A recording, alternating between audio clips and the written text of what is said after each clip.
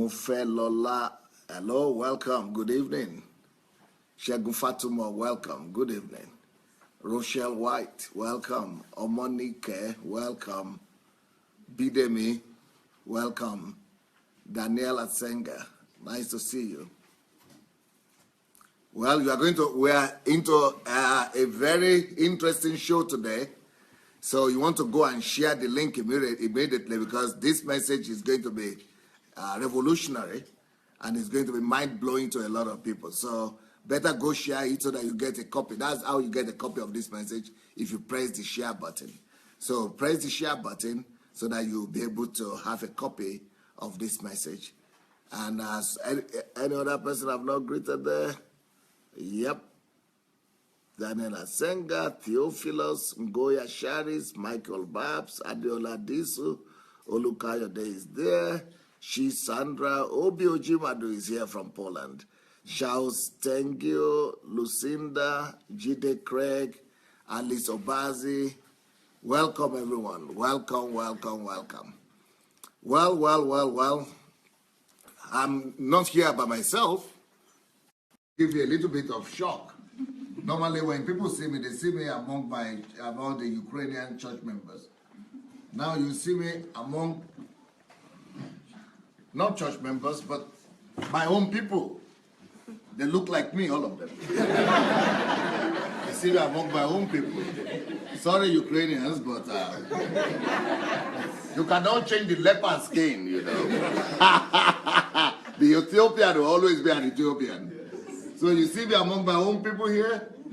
Normally people think I don't have black people. You see them now. They are not my members, but some of them are. But still, you know, happy to feel at home. Happy to feel at home here. This is in Ukraine. This is not in Africa. This is in Ukraine. Yeah, it's in Ukraine. This is in Ukraine. This is HMT for students. So most of these people here are students who study here from different countries, mainly African countries. And so they study here in Ukraine, and I guess they have some few days of holidays they decided to spend with me. And so we are doing HMT together with them. Then we have someone from Nigeria, from the homeland. That is Ireti. Will you start? You want to greet our people here? The people, you've not even introduced yourself to the students as well. This is Mrs. Ireti here.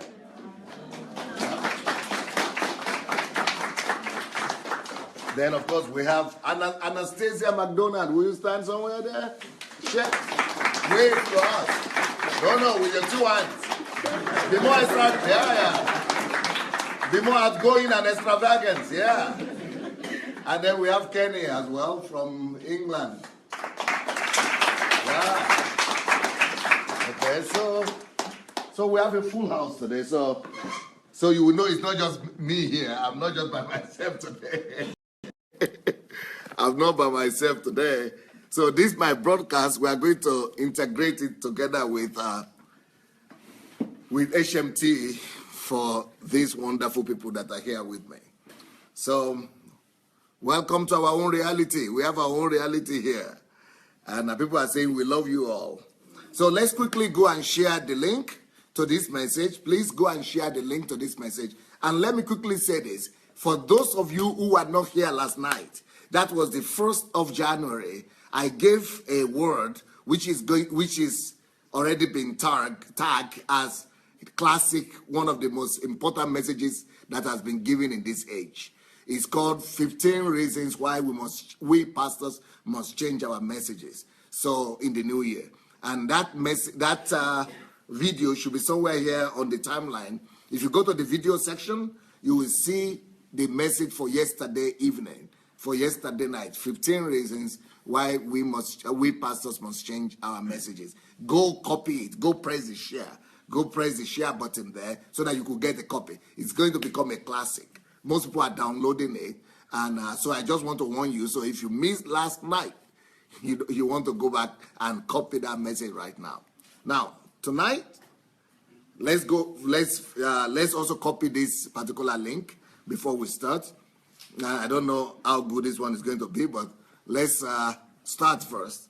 And then after, if it's going to be as good, then we'll let you to also spread the word. So here we are. So welcome everybody, both on Facebook and in my house. Welcome everyone. Like I said, the message today, I've not declared the message. The message today is kickstart. Kickstart your new year with the power of restraint. Kickstart your new year with the power of restraint.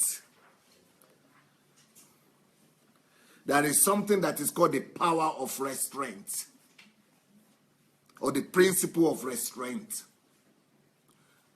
So that is a power. This not the miracle working power that this one works another kind of miracle. This one works the real miracle, the miracle that will change you, the miracle that will transform you, not the miracle that you get without doing anything, no, but the miracle that will transform you to the image of God and to the kind of person that God wants you to be. So the power of restraint. You could use it actually to target your goals and your purpose, and you could use this power to actually accomplish the goal or the purpose that you have set before yourself. So use the power of restraint to kickstart your year and to elevate yourself and to put yourself in a place that you would like to be in this year. You know, most of the time people start new year and are hoping that things will work out the way they are planning that it will be. They're just hoping. Now, you don't just have to sit down and hope anymore. You could actually kickstart the year knowing exactly what is waiting for you. In the morning, I had a message. So all this month, this whole January, I'm going to be giving you principles of how to make your year special and how to get your dreams met in this year. So this whole month, 2 times a day, I'm going to be coming to you and telling you how to make your dreams come to pass, how to fulfill your aspirations with your own hands. So yes, take charge of your life. So that is the topic for this whole week. You know, take charge of your life. You can build your own destiny. You can build your own success. You can build your own aspiration. You can become anything you want to become. We just applying the principles of truth that God has already revealed to us. So the principle that we spoke about in the morning is the power of process. How process could help you to create the kind of life that you want for yourself.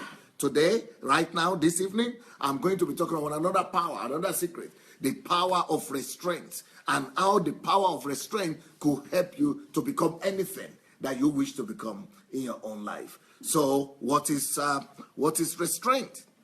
That's where we should start from today. What is the power of restraint? And where is that power coming from? Because that restraint delivers to you energy. Restraint is an energy, is a power that gives you the energy to be able to fulfill your dream. Restraint, it is the principle that empowers you and gives you the ability to be able to mobilize the reserve energy, the latent energy in you, so that you could use it to accomplish any goal and any purpose that you wish to accomplish in your life. So, how to use the power of restraints to catapult yourself into the new year. I like that one better. How to use the power of constraint to catapult yourself into the new year. To just explode into the new year. And to make your new year explosive. So what is restraint? The power of restraint is the ability for you to be able to look inside yourself and derive the energy that is needed to restrain yourself or hold back yourself from the process of empathy, the process of entropy, from the process of degeneration. So you could use the power of restraint to hold yourself away, back from entropy, back from regeneration, to limit the power of regeneration over your life, to limit the power of backwardness in your life, to limit the power of distraction in your life. I think that's the most important one. So you could use the power of restraint to guard yourself against all forms of distraction. You could use the power of restraint to protect your mind, to protect yourself from all forms of distraction. You can use the power of restraint to protect your mind from unprofitable exercises and thoughts and things that would not profit you. Also, you could use the power of restraint to guard your vision, your purpose, your goals, to protect your goals, your vision. So the power of restraint is a latent energy, power that is lying in all of us that we use sometimes, but we use restraint mainly just to deal with sin most of the time. But the form of, the way I want to approach the power of restraint today is not just that you could use restraint to deal with sin, not to do bad things, but you could actually use that power, that energy that comes from the power of restraint or from restraints to actually catapult yourself into the future, to actually do what you did not imagine that you could do. You could actually use it for acceleration. You could actually use the power of restraint, not just for acceleration, but you could actually use it for productivity. You can use the power of restraint for mobility, for explosion, for increase in productivity. But you people, you students are looking at me and I'm almost feeling like stopping and explaining everything I'm saying. Maybe I'm going too far. Are you okay? Yes, sir. Okay. I hope you people on the Facebook also are fun. I hope I'm not being too philosophical here with you or too complex. So I'm just introducing you to a new concept. So the power of restraint, you could call it in the Bible, in Proverbs, it could call self-control or things like that, temperate, but this is much more than self-control and temperate. This is including temperate, it's including self-control, it's including perseverance, it's including stamina, it's including persistence, it's including, all that put together. So I would rather use the power, the word restraint for it. Combining and composing all that together. And also it's much more modern. And also it could be proven because it's much more scientific as well. So it's much more applicable for everybody. Either you're Christian, you are not Christian. And then it's applicable not just for the Christian life, not to smoke or not to drink and not to sleep around, right? It could also be used to actually accomplish stuff and to actually, make your goals come to pass, to actually use it in real life. You could actually use the power of constraint in your field, in your area of influence, in your calling. You could use it in your profession. You could use it in your aspirations in life. You could use it in your job or in your work or in your vision that you have or in your dreams. So possibilities are all out there for us. So new year, it's good that you are starting the new year with these principles. So now you are not here this morning, unfortunately, but some of you are here this morning and you got one principle that you could use to kickstart your year. Now, this is another principle that you could use to actually explode, to make your life explode through the power of constraints. So the power of constraint is the energy that we have in us that we could actually guard and direct. So it's the ability to direct the latent energy in you, to use it to limit yourself from distraction, and to hold back yourself from distraction, and to also hold back yourself from entropy. Now, you know what entropy is? Yeah, so entropy is the farther you go, is like energy. The farther the energy goes away from the source, the weaker it becomes, it loses energy. So the same, the further we go away from God, and that's the source of energy, right? Is the source of life. And the weaker we become, the less energy, the less life of God that we are. So that is entropy. So entropy is the natural weakness that happens to you just because you are going further and further. Just like with the children, right? With children, because they are just coming away from the source of life from their parents and from God. The children are not normally depressed. They are not, they are running about laughing and they don't have problems. But we, the older you grow, the more you go away from the beginning, from your roots, from your source.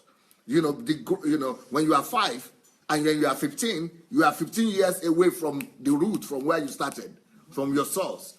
So that the reality of the world is already consuming you more than the reality of where you are coming from. So that's what it's called entropy. You begin to be worried about one thing or the other. You begin to be sick. You begin to get depressed. You begin to be unhappy. That is what we call entropy. Now, the power of restraint could control entropy. That's what I meant, that I felt like explaining everything I've been saying to you, more, so that it will be easier. So also, the more you grow, and the more you are exposed to reality of what is happening in the world, the more you are distracted. At least, even if you have, at least the only one distraction, let me just mention one distraction, smartphones. But you know what will help you to deal with your smartphone and to use it more constructively for purpose instead of for vanity? Is the power of constraints. So this is so strong what we are talking about. The power of constraint is falling back to that latent energy that is in you and using it intentionally, purposefully, directing it, falling back at it and pulling it to use it to make sure that is guiding you to the goal and purpose that you yourself had originally set for yourself. So instead of you to just be losing a loose life, that is, like the wind is just blowing you left and right, because when you don't have the power of restraint, you are easily blown, tossed to and fro, and not necessarily doing bad things, but you could be thrown, and tossed to and fro, doing good things, but at the same time wasting your life. So the power of constraint is very important that you have it and you know how to use it in the new year that we are entering into right now. So the power of constraint will help you to be able to hold back from all forms of deterioration and hold you back from the power of entropy, hold you back from the power of distraction, and then help you to be able to focus all your energy to do the kind of thing that you want to do. So if you want to talk in another way, the power of constraint could be called also the ability to use boundaries, the ability to use boundaries to your benefit, the ability to use boundaries for your benefit, the ability to take advantage of boundaries and turn it to your advantage, to take a hold of boundaries and use it as a weapon. As a weapon of productivity, boundaries. So these are powerful concepts. It's called the power of constraint. I tell you what, the most productive people in this world are the people who have discovered the power of constraint. You know, when Bill Gates was in the university, he was actually very brilliant in high school. So he was admitted into Harvard. Harvard is the dream of every young man. For you to be admitted there after college or after high school, you must really be smart. So not after first degree, but immediately. So he was smart. But you know what he discovered? He discovered that by him going to the classes to study what he was studying, he was actually being distracted. He had such a huge force and, of constraint within himself already, that his own power and force of constraint was much more stronger than the culture of constraint that the university, the Harvard, was offering him. In fact, because his own level was so much higher that he could afford to just neglect and stop going to classes and even not finish his degree. Because, so some people will ask me, some people always ask me and say, can I stop going to, I have a calling, or I want to do this, I want to do that. Can I stop my degree? Can I stop? I said, yes, because they always tell me, but Bill Gates, Steve, whatever, Mark Zuckerberg and others, they didn't finish university and they are doing great. I say yes, but only under certain conditions. The first condition is that these people that you are talking about, they had a high level of restraint in them. They have discovered that power of restraint. Actually, as a matter of fact, university is supposed to build into us this element of constraint. This is one of the reasons we go to universities. In fact, this is one of the reasons we go to school in general. One of the factors that one of the things that we go to achieve in schools is not just knowledge. Because most of the knowledge that you have been given in class, you don't even remember them anymore. And by the time you finish your school, it's after 6 years, you will not even remember what was there at first course, second course. You only remember reading this one for you to give exam. That's it. And once you've given the last exam, everything evaporates, believe me. So even people who are teaching you, they know that as well. But that is so the university and education, going to school, university institutions and all that, what they give you, one of the most powerful things that they are meant to give to you is not knowledge, because you could get knowledge by yourself anywhere as well. But one of the greatest things that they're supposed to give you in university and education in general is, institutions, universities or educational institutions or tertiary institutions or things like that. What the most important thing that they're supposed to give to you is to develop and call forth the power of restraint in you.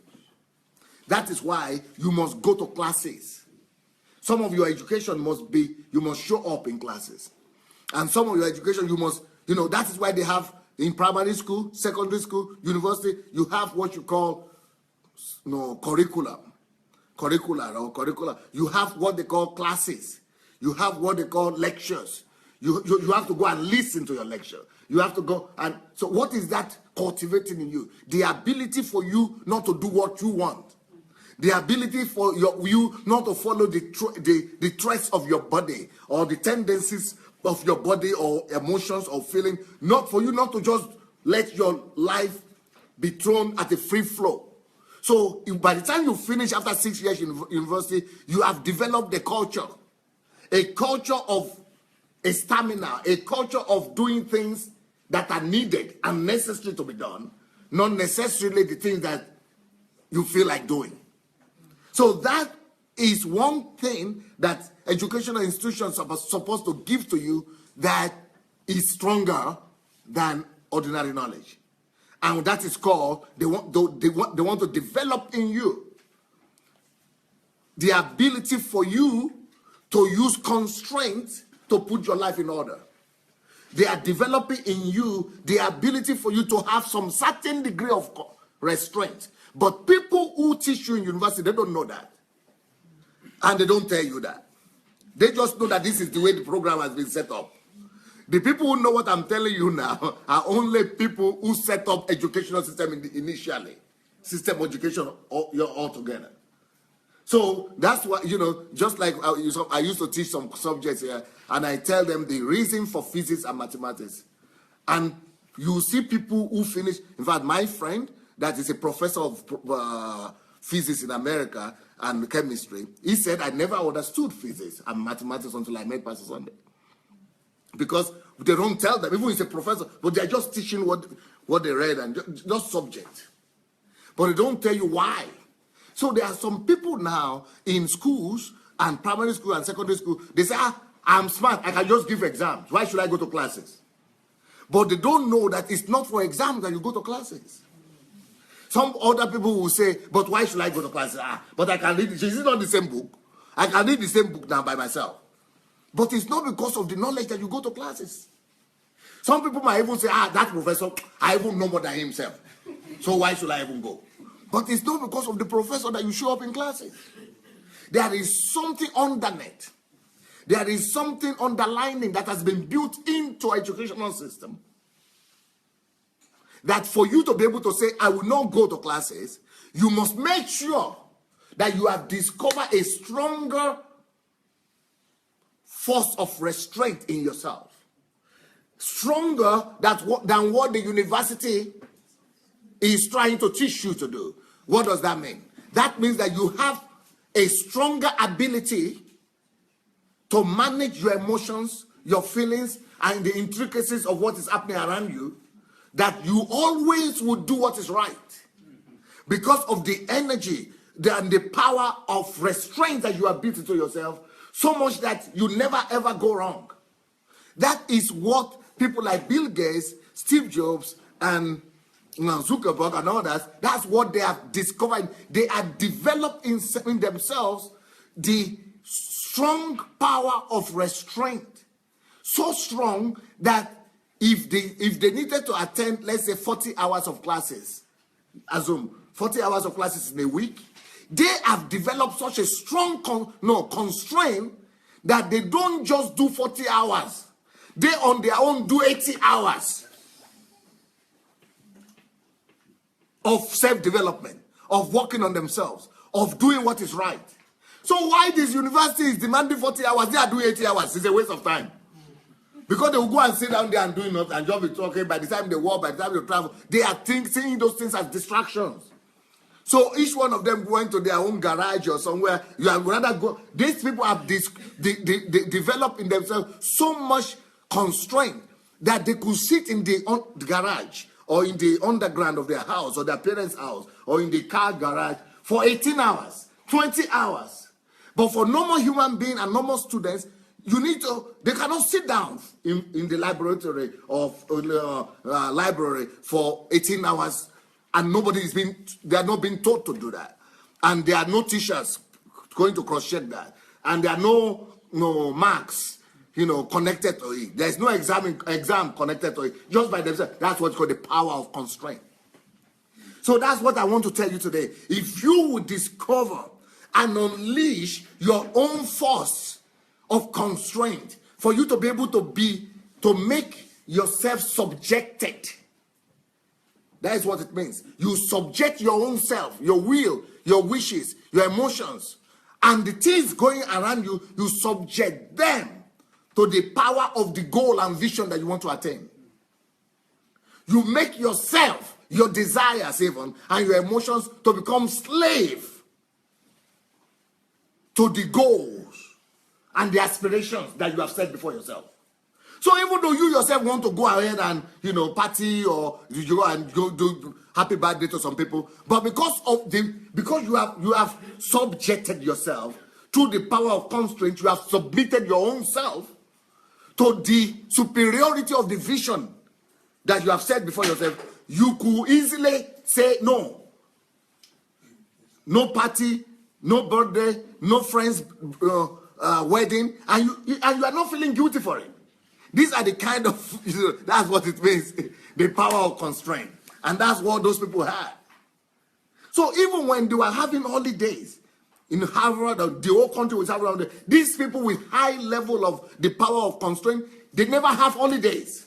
And that is one thing you will see with millionaires and billionaires. They never have holidays. But when they declare national holidays and their workers are not working, it's a catastrophe for them. Because they have such a high degree of restraints already developing them. So what that means is people who are high achievers, people who we admire and we look up to, that they are successful people, they have developed in themselves such a huge force of constraint that it enables them to be able to not to behave like most of us behave. And it enables them to be able to do not the things that they want to do. They have made themselves to become servants of their own vision.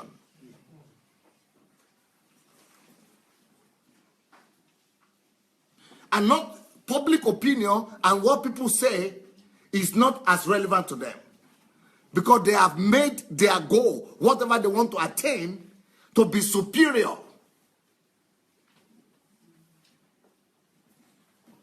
to all the pressures that are coming from friends and relatives. So when they declare public holiday everywhere else, and like New Year now, some people didn't work for a week, some people didn't work for 3 days, 4 days. But for people who have developed high level of restraints, they are locked up in some hotels or in some garages somewhere, and they are doing their thing. In fact, to them, they are even happy that there are no distractions, that they don't have to go to work or go out and do anything. And if there are people working for them, they are angry and say, why should you go?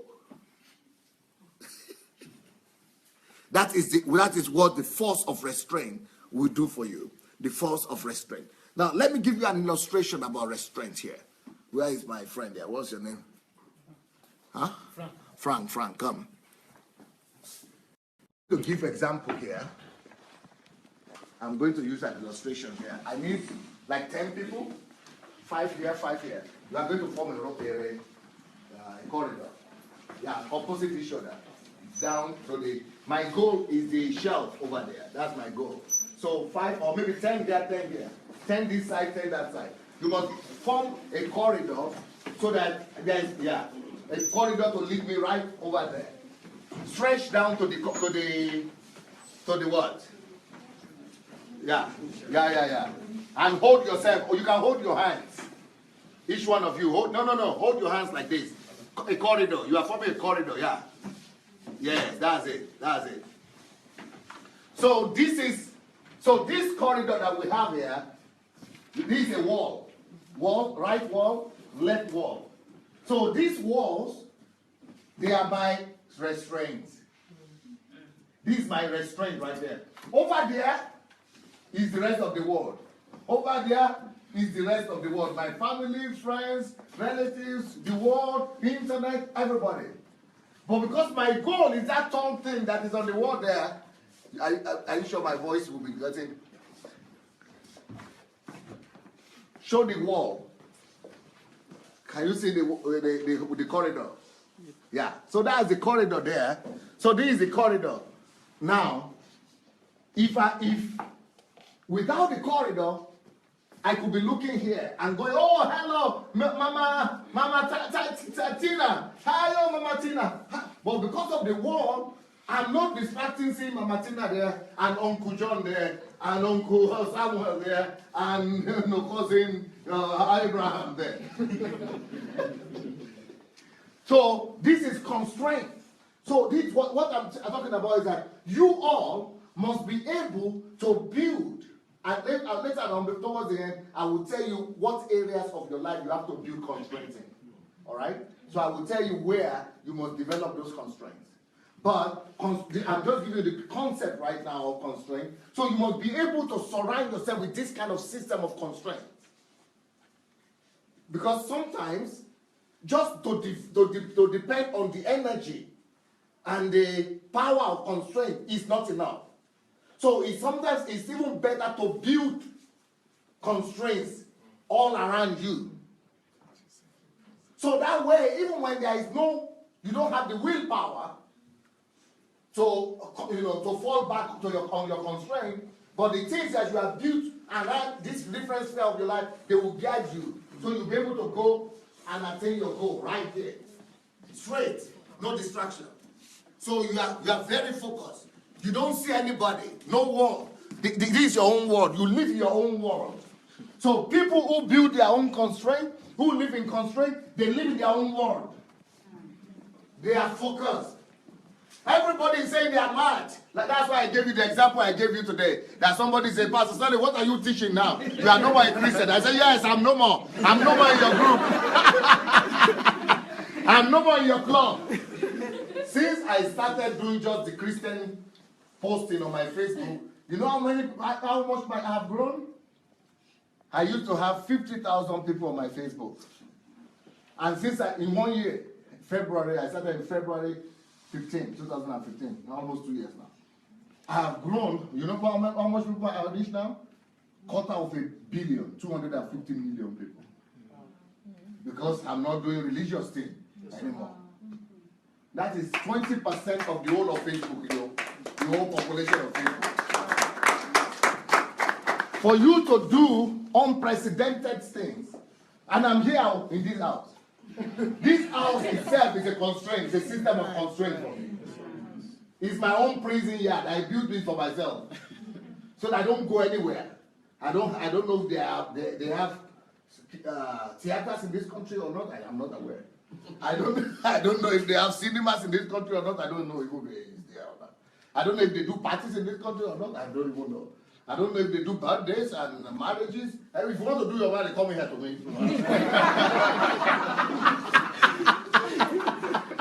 I don't know if they do conferences anywhere or not. That if you want to do your conference, come here.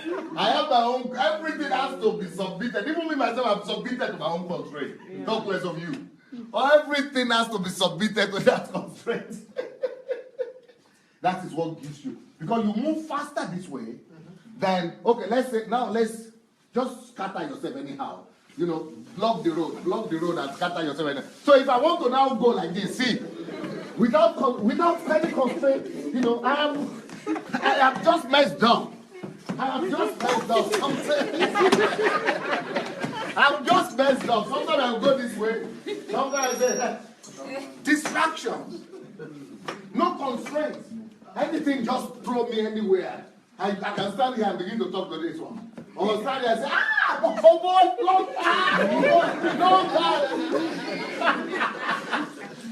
no road.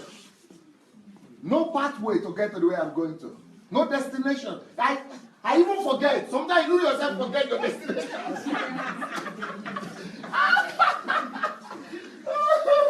That is when you live without the power of constraint. You yourself even forget that you are living for something on the road. It's just like you are just here, just walking around, because everybody is walking around. So you are also walking around without the power of constraint. You are lost in the whole wide world. Sometimes you have goal, you are ambitious now, and then you forgot. And then you are distracted. And then somebody invited you. And then you want to marry. Then you want to have children. Then you want to do this. Things are there, ready-made to distract you. That's why you must develop your power of constraint consciously and use it for your purpose. For the purpose for which God created you and sent you to this world. Give the Lord a round of applause.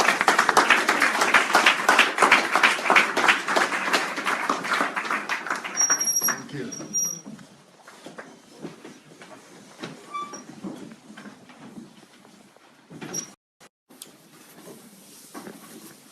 I don't know if our guys over there on Facebook are getting it or not.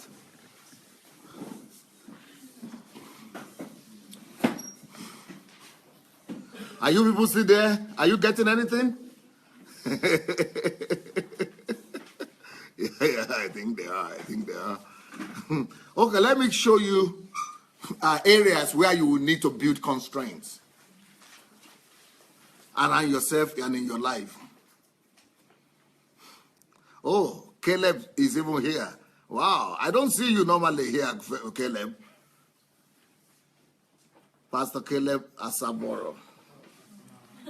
Yeah. He doesn't always, I don't see him in my live program, but he probably knows that people from all over Ukraine are here. Okay, here we go.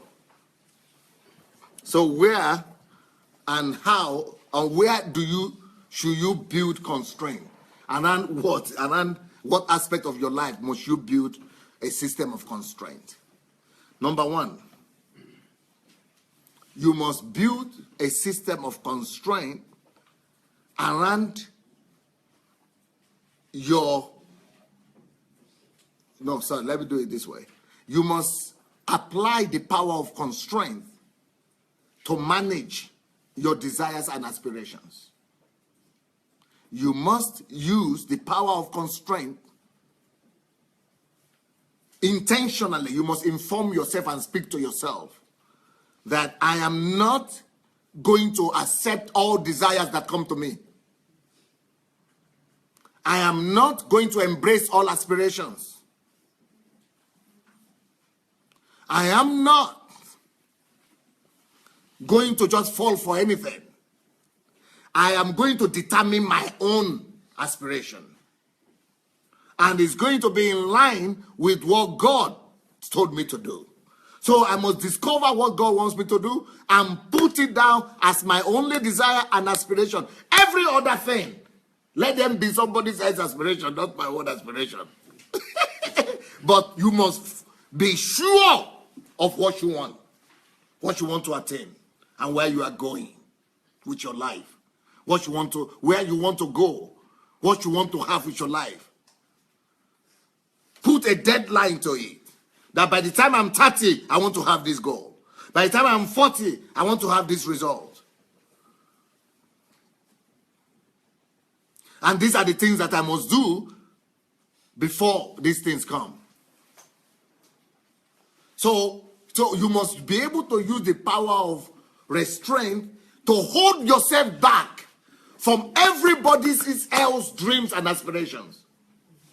You know, so many people today have the aspiration of marrying and setting up a family. You know, it is not because it is their own God. That's what God told them. You know, it's God. I think many people, God never even tell anybody to marry or not to marry. There are two forces that make people to want to marry. First of all, of course, the instinct, the power of instinct that is working against them from inside them, because they want to avoid sin. So a lot of people are marrying because they don't want to sin. If they had been having an option not to sin, and they would have preferred not to marry. So, therefore, it's not your decision in that particular situation. It is sin that decided for you. Now, sin they be your determining factor. Sin is your master in that particular instance. So you didn't decide. So you did not use any constraint at all. You just submitted. You just surrender. Raise your hand and say, yes, I am 30. So it's not heads don't even come near. Common sense doesn't come near at all. It's just the fact that I am 30 already, or these sexual urges are troubling me too much. And then you went and just married, and you submitted and you subjected a woman, another human being, to a lifelong something of suffering, and you are making each other suffer. One day you will cry and fight and conflict. The next week is the other one that will fight, the woman that will fight and conflict. So you just torture each other for the next 40 years of your life. Then some of you will come and go have children, and go and give birth to children that you are even adding to the suffering list. And those children are wondering, why did you, Papa, Mama, why did you even bring me to this world, self? If you are going to be complaining every day, there is no money for this, there is no money for this. So that means, did I ask you to bring you here? And so why am I the one to blame? Oh, it's because of you children. No, it's because of you children that I'm doing it. Is it my fault? That is when people didn't do their homework well. When they fall into the pressure, under the pressure of doing things that the society does. Everybody must marry at 30 or 40, so I must marry. So they don't even want us exercise restraint, or even their own decision is not involved.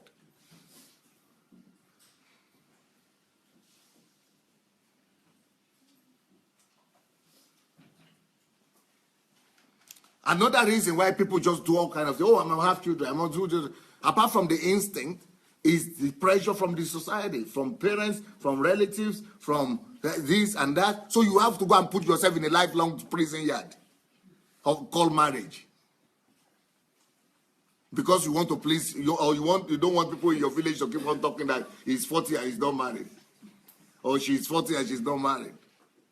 So you go and submit yourself into the bondage that does not even allow you to fulfill your own calling and reason why God called you into the world in the first place. But when you are using the power of restraint, you don't allow yourself to fall into situations without taking the decision yourself. You take an informed decision. So that's what I mean, that this one area where you must, you know that in our culture, if you are a millionaire and you are not using big cars and having big house, people will be laughing at you. What kind of millionaire is Mark Zuckerberg and he's just wearing jeans and t-shirts everywhere? He's not enjoying life because he's using the power of constraint to monitor his aspirations and his desires. Even in New York, he's taking metro underground to job, to work. Because he has decided to be in charge. It is my decision if I'm going to use Mercedes-Benz or metro. It is my decision if I'm going to use, or I'm going to dress like a celebrity. So he has so much restraint that everything is submitted to the passion and goal. That is the kind of drive that he had during the university days. That's why he could stop the university education and go and get his goals met. So the same way he's living up to now, even after the billions are there, he is not letting go his restraints. The same thing with Bill Gates. You see him as if he's not even the richest man in the world. Because they have the restraint. So that's why they don't truncate their money. That's why they don't throw away their money all up and down. They never lose their money. But other people who didn't develop that power of restraint, they eventually lose their money. They used to be rich, they go to bankruptcy today, bankruptcy tomorrow, because they had never developed the power of restraint. So the power of restraint must be developed to monitor even your desires and aspirations. A lot of the desires that we have is just to please other people. Some of you, in fact, are going to church today because you are pleasing somebody else. So it must be an informed decision.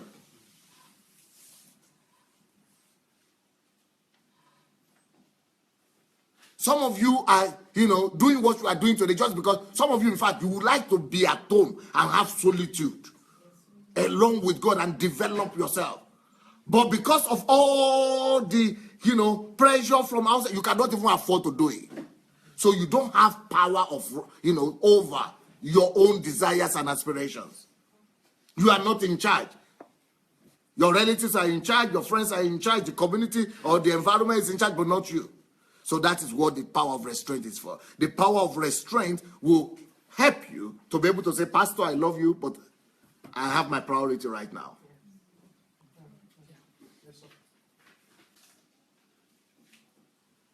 There are some people that if they miss Sunday and they tell pastor that the reason I missed Sunday is because I was on solitude praying. The pastor will say, what kind of solitude? So people will say, how can you go and find God while I'm here, where the church is supposed to be? So people have elevated church service over God himself. What solitude? And you miss Sunday service. What kind of solitude? What kind of God are you looking for where your pastor has not allowed you? So, one area where you must, but the things, the pressure that come from people from outside, they are even little, they are even nothing compared to pressure that comes from within us for us not to be able to do what we would like to do. What makes us to compromise most of all are the things that we have not been able to put restraint in within ourselves. So we must be able to put restraint to all the things, the forces that are pushing us the other side and the other direction. We must be able to apply restraint so that restraint will hold us back from the entropy of doing the opposite things that are the opposite things to my vision and dreams and goals.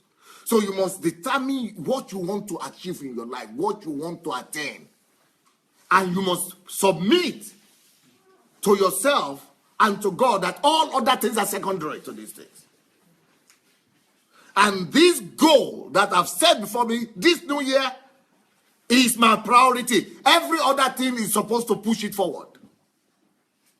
That is what you use the power of restraint to do. To push forward the vision, the goal, the ambition, the target that you have put before yourself. And you use that same power of restraint to downplay all others and to close your ears and at all other aspirations that have been sold to you and suggested to you, both from your flesh or from your mind or from your people around you or from an environment. You put them under submission.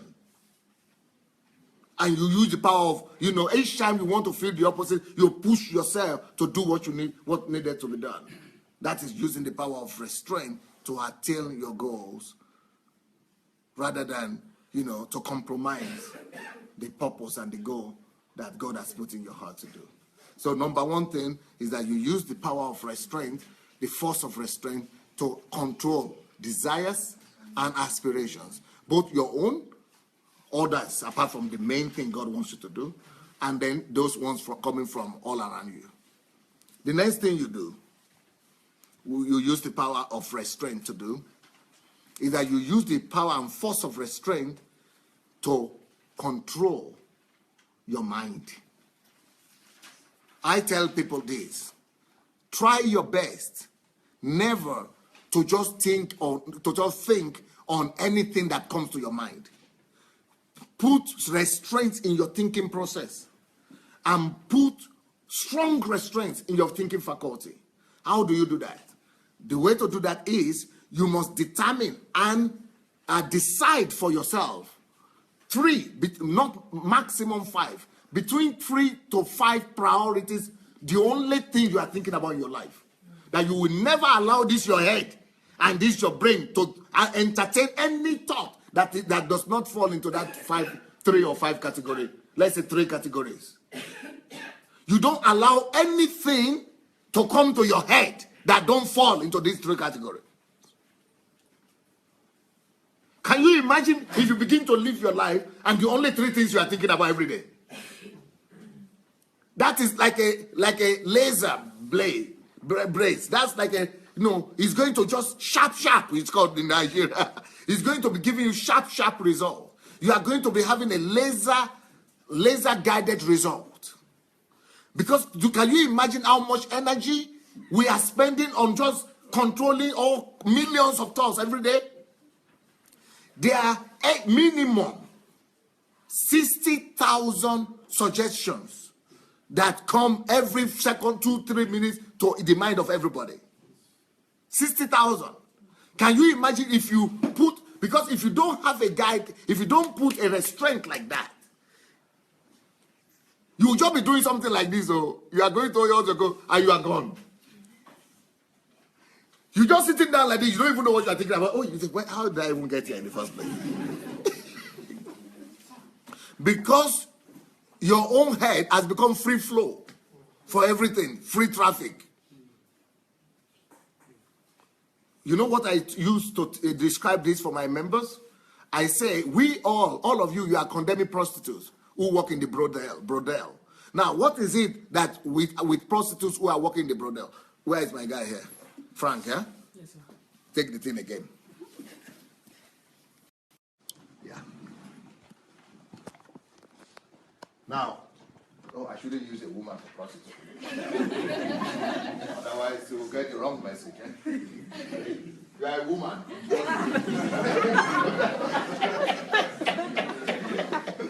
Because if I take a girl now, I will be in trouble. So you will forgive. I mean, you are a man. So, but we will say, let's say you are working in the brothel, right? And as a prostitute.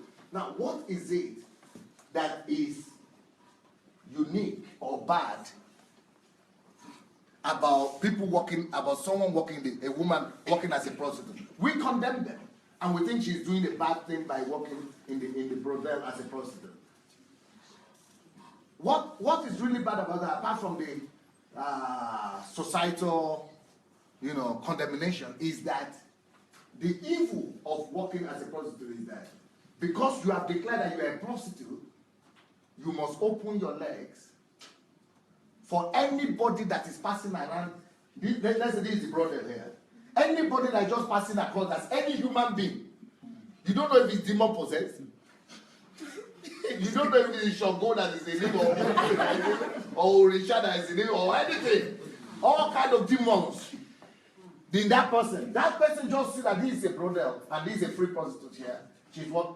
That person can enter into you, and all his demons just unload them on you. So, and then because you are working in that brothel, you don't have the right to say you don't like this one. You must like by force. So you cannot even pick. You cannot even say the one you like or the one you don't like. You cannot even say you refuse. That is the horrible thing about brothel prostitutes, about prostitution in general. So it means you must open your life, your intimacy, your secrecy to anyone, anybody that passes by, any passerby, any crazy. In fact, the person might be the crazy, the madman in town. As long as he has his money, you don't have any option. You will be seen that this is a madman, and you will still have to open those legs. So, to be a prostitute is one of the most horrible things that could happen to a human being. And we should pity people like that. We should be pitying them. And we should be praying for them. We should be helping them. So because anything could just enter into them. It is like snakes and scorpions entering. Not just entering into your hand, or into your nose, but into your most sacred of all places. Your private. And you know the way women respond when even ants or fly, falls on their head. They get angry and passionate, they get irritated and panicky and anxious. But this one, she doesn't have any option. It's a horrible life. And so it's a free flow, free entrance, free use. So the door is all open door policy. That's what prostitutes are. Now listen to me.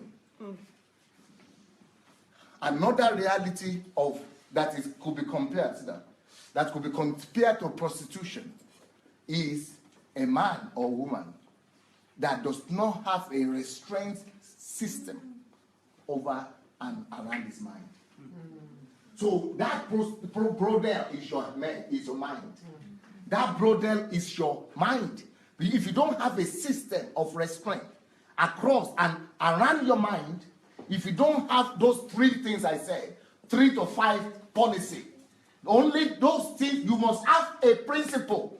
You must have policy that only these 3 or to 5 things I'm thinking about. If you don't have them, that's your brothel. Our own brothel is for physical. Your own brothel is you are carrying it in your head everywhere. It's like a public house. It's like a public prostitution center. Your head, because the thought that will be coming to you, there will be some of them will be as worse as the one of the prostitute for real, or even worse, because you didn't put a restraint system in your mind. You know what kind of thought will useless you, Thoughts will just, you will even not recognize yourself. Thank God God doesn't allow us to see thoughts. Yes. If God had allowed us to see thoughts, you don't even want to imagine what is happening to some people we thought. Some of them will go and commit suicide before people know. Because you are thinking they are so good.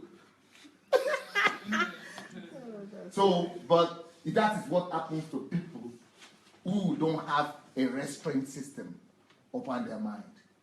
So if you don't have your own, you must develop until now.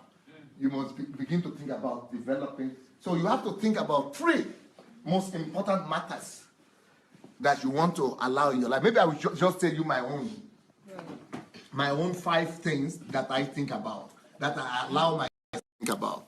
Outside of these 5 things, I never allow myself. There could be exceptions, very rarely. But otherwise, I don't intentionally allow myself to think outside of these 5 things. And 5 because of who I am, because I am, But for you people who are young people, maybe 3 is enough.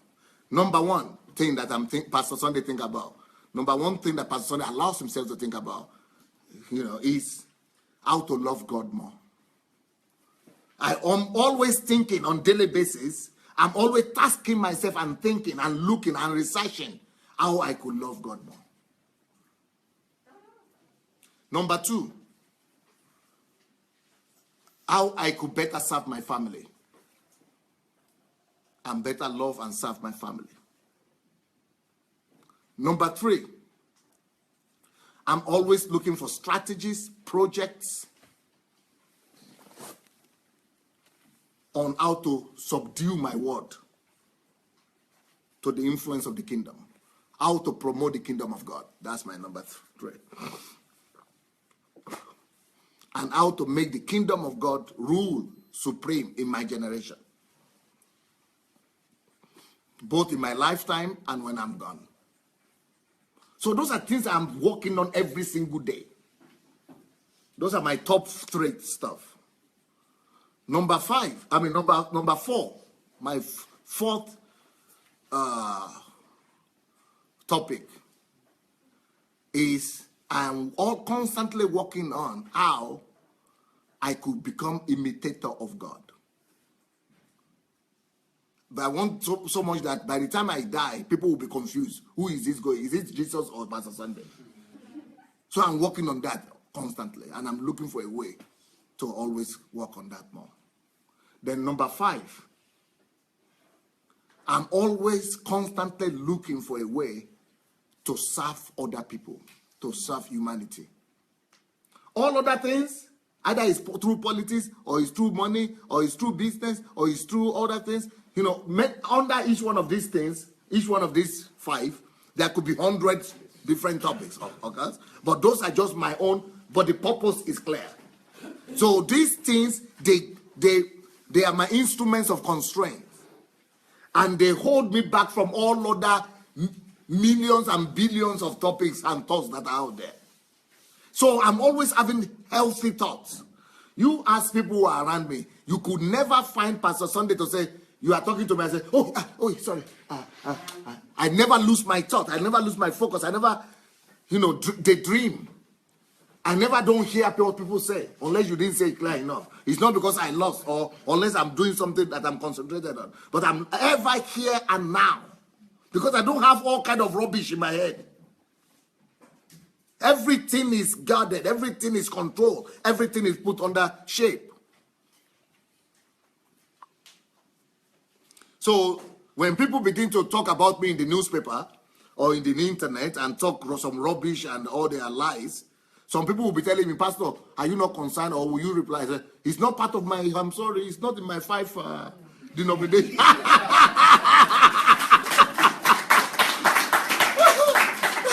So when they come to me and say, have you seen the television program they just produced? It's not in my 5 something. Television, I don't even watch it. It's not in my 5 something. Have you read the article? It's not in my 5 something. Hallelujah.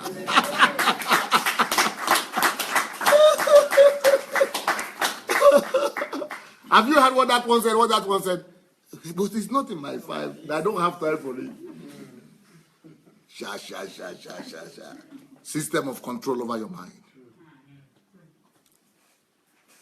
You might not need to have 5, but have 2 or 3. Maybe your family, God, your education, 3. Finish. All others, they come after. Then it makes you to be very focused. You don't use your mind doing rubbish.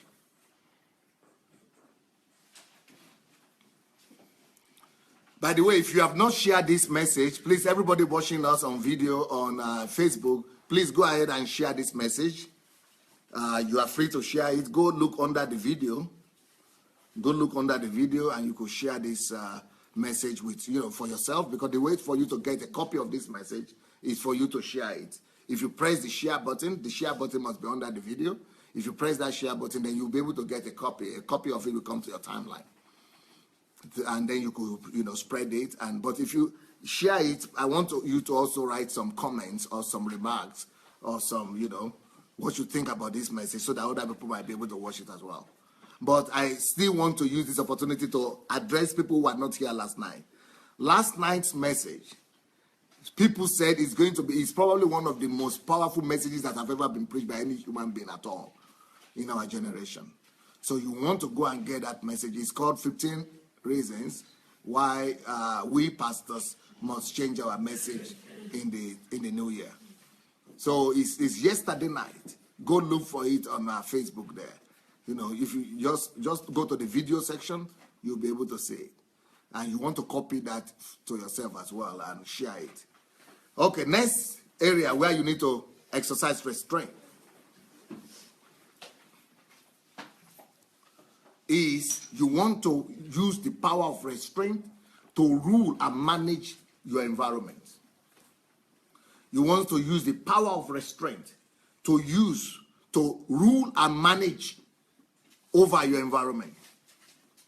Because the Bible says that bad company can corrupt even the best of manners. What is company? That's talking about environment, surrounding. So you want to have some forces, some great restraints, some restraint systems in place for you to make sure that your environment, that you don't permit anything in your environment that you have not permitted. And you don't permit in your environment anything that does not fall into those 5 categories that you have just mentioned. You create your environment so much that your environment is only for productivity. You manage your environment so that it will only be producing things that will be able to facilitate the passion and the vision that you have placed before yourself. Your environment is always facilitating you and your movement forward. Your environment is always facilitating your productivity. Your environment is always enriching you and multiplying you. Your environment is always increasing you. So you don't allow anything into that environment. Just like I showed you with that line, with the wall that we put together there. You must put that wall around your environment. And it's not because you are not friendly. And it's not because you don't like to joke. Me, I like to joke. I like to, to be fun, to have fun and something. But you have it in your environment. That's why I say I don't know where weddings are happening. If they want to invite me to your wedding, come here. My environment rules over. Or if I come to your wedding, then I will come there and bring my own order there. In your wedding, I'll be talking about goals and purposes. Yes. Not you invite me. Are you not the one who called me to come? Are you not the one who invited me? Hey, I don't come now. Yeah, I am. I'm here. But I come the way I am with my own environment. So, dictate your environment. Manage your environment. Be the Lord of your environment. Put the surveillance over your environment. Put the management over your environment. Make sure that your environment is always productive, working for you. Make sure that your environment is always working on your behalf and facilitating your increase and growth. So that it will not be said of you that the company spoils your vision or your manner, corrupts your manner or company, or your vision. Next point, where you need to use the power of constraint, apart from environment. You need the power of restraint to set up routines that will lead you and take you into your vision. You need the power of restraint to set up routine for yourself. What is a routine? Routines are automatic things, automatic functions, activities that you are engaging in that will automatically take you to the place that you want to go to. A set of activities that, for example, in my case, for example, I do this live broadcast twice a day. That's a routine right there. But that routine is not just some routine for nothing. No. It is setting me closer. Each one of them is taking me closer to the goal that I put before myself. So routine are the activities, set of activities that take you closer to your purpose. Another thing that I do is that I do trainings regularly, HMT like this, or other trainings regularly. Why? Those are routines that facilitate me to be able to bring to pass the goals and vision that I've set before myself. Every other thing, I don't just do things. Things I do, they're always leading to another. They are always having a goal. They are always connected to the vision. So don't just have activities in your life that you cannot even explain why you are doing it.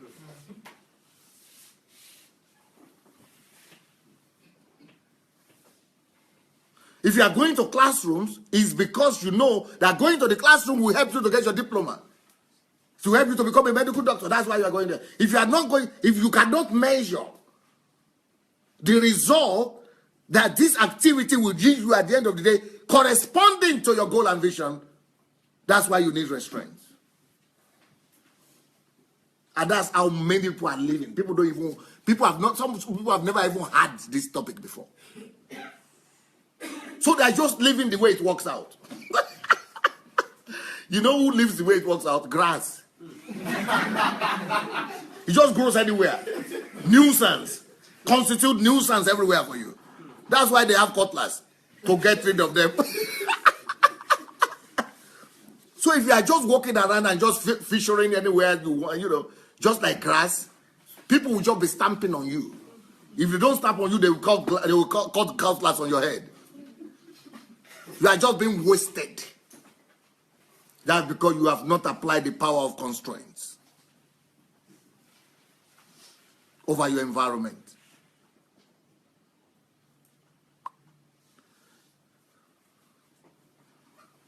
And some of you are just, some of you are just even going to church. And there is no connection between that church they're going to or service they're going to and wherever they're going in life at all. They don't even understand. They just think, if I'm going to church, I will not go to hell. Who told you? Some of them cannot even explain to you why. Even they are bored, some of them. But they are still doing it all.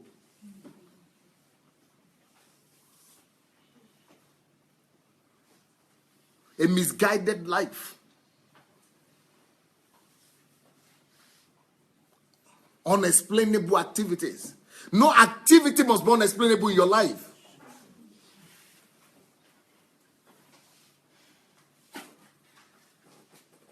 Everything must come under the power of restraint in your life.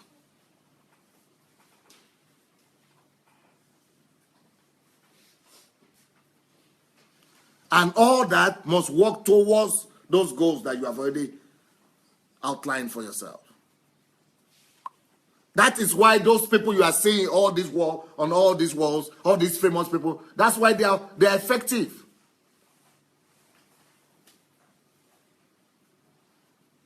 That's why we all talk about them today. But most of people who live in their generation, you don't even know what their names are. No, nobody remembers them. And our own, after we are gone to, only a few of us will be remembered. Those who lived and put their lives under the power of constraint. Other people have just, it's just like grass. Nobody knew that. How will you remember the grass? Billions of people that live on this planet, who remembers them? Nobody even cares. Even you are still alive now, nobody even know you are alive. Do you think that your country even know that you exist? They only know statistics. We are 50 million, 100 million, 200 million. And you might be one of them. They are not even aware of them. It's just numbers, statistics. Just statistics. 1 + 1, 2. And the reason we are only, you have been reduced to statistic figure of speech. The reason we have been reduced to statistics and figures is just because you have not done something significant. Those who have managed their times and their lives and their time, they are a force their nation to count with them. And not just their nation, but their world also. Can you believe that this principle I'm teaching you, you want the window to be open? It's hot now? Okay, you want to open some window, a little bit of the door. Now, let me tell you what. Do you know that Pastor Sandey, Pastor Sandey that is sitting where with you, I have not left this my house to travel abroad the last 8 years. In 8 years, I've not left Ukraine. I've not even left Kyiv. I've not even left my house. I only go to the church sometimes and to the court. I don't even go anywhere.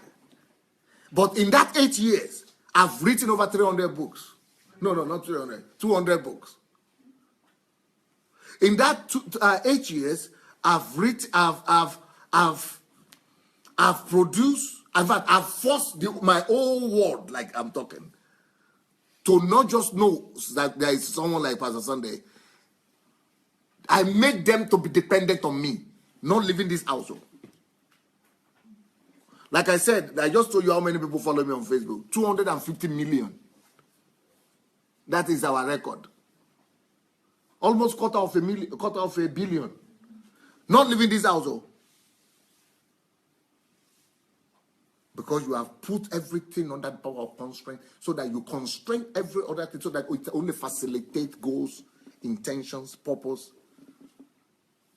Everything begins to work for you. That's why you need the power of constraint. You don't need money, you don't need influence, you don't need, create your own influence. If you can have control, have managed to know how to use the power of constraint, you can create everything you need. Is it money you need? You will use the force of constraint to create it. Is it influence you need? You will use the force of constraint to create it. Is it popularity you need? You can use the force of constraint to create it. Do you know that if we are going to count how many people have watched me the last 8 months just on Facebook alone,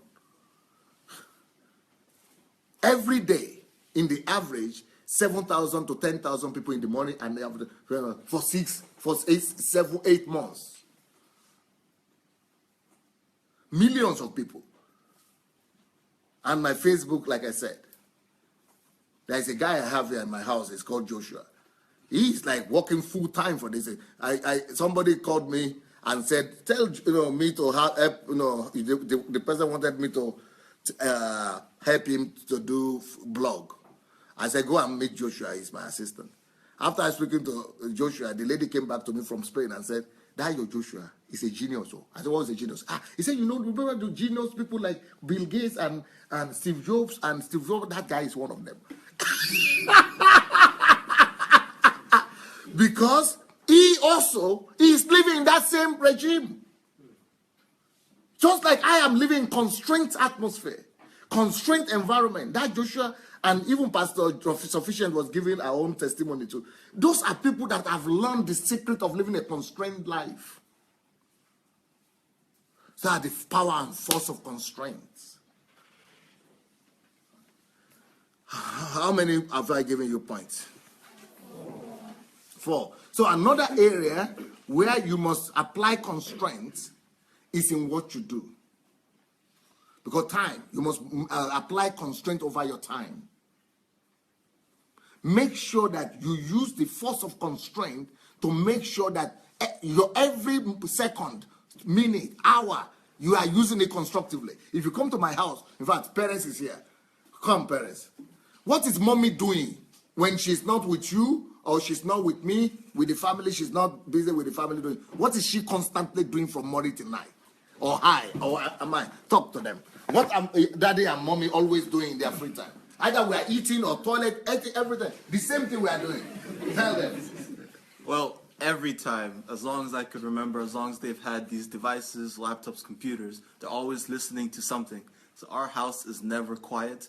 You can always hear either from mom's room, from dad's room, either like in the dining room, there's always somebody speaking, and you don't know whose voice it is. When you come closer, you realize that mom and dad are always listening to something.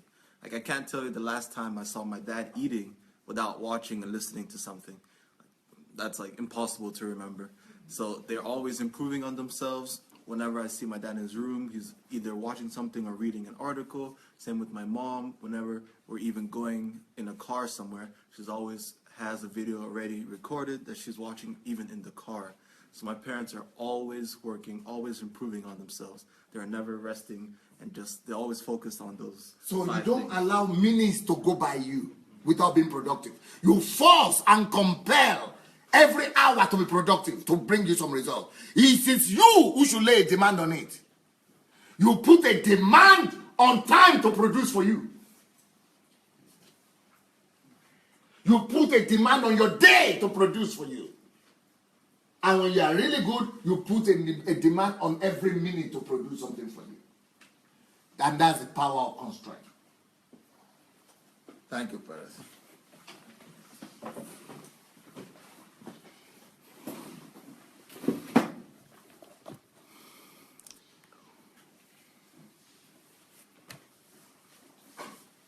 So use the power and force of constraints over time to dominate time. Just like God told us, have dominion over.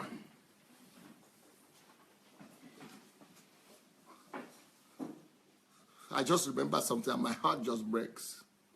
Each time I try to watch Nigerian television, my heart just breaks. Either they are doing entertainment, RB or what they call it. R what? R&B. Either they are doing R&B everywhere. Everybody just having fun. Everybody just having a good time. The whole country. And then you are talking about economic recession. What else do you expect? When your life is all about jumping around and just having fun and being high, of course, you are going to have economic depression. Because nobody is producing. And then, either they are having that R&B everywhere, or they are arguing. They are just arguing. They are just talking. Everybody just arguing. They are not converting time into products. Days pass like that. Hours pass like that. Months pass. Years pass. They are not converting anything. They don't apply the force and power of restraint to work for them and to benefit them. And the same thing people do in churches. So you go to church, this is that day, this is the day for 3 hours.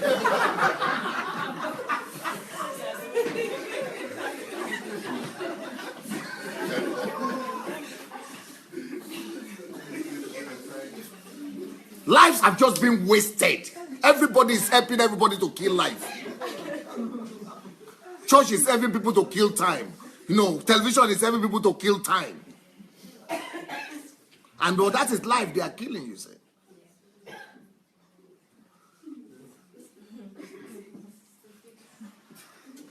And then they will be going to church. Those pastors will be preaching the same thing. And they will say, Rema, there is this, I didn't see that way before. But nothing to help you be productive. Repeating, everybody just repeating with their own grammar and their own emotion different, and different suits all the time. But instead of using that to convert time into something tangible for the kingdom of God. So you must be determined to be different. You must be determined to be different. You must take charge of your life. And be determined that you will leave your record. You will leave your memory in the sand of times. You will leave your own footprint in the sand of times. That you will not just live like that. And everything depends on how much you succeeded in converting time. And only the power of constraint will help you to be able to do that. In fact, I even have an impression in Africa that if you are going to subdue time by always reading or self-developing, like they will say maybe somebody have wanted you to go crazy. They might even think that you have lost interest in life, that you are the one not living. But on the other hand, you are the one living. They will think you are not enjoying, but you are the one really enjoying, because you are making sense of life. It's sad. The next area where you must apply the power and force of restraint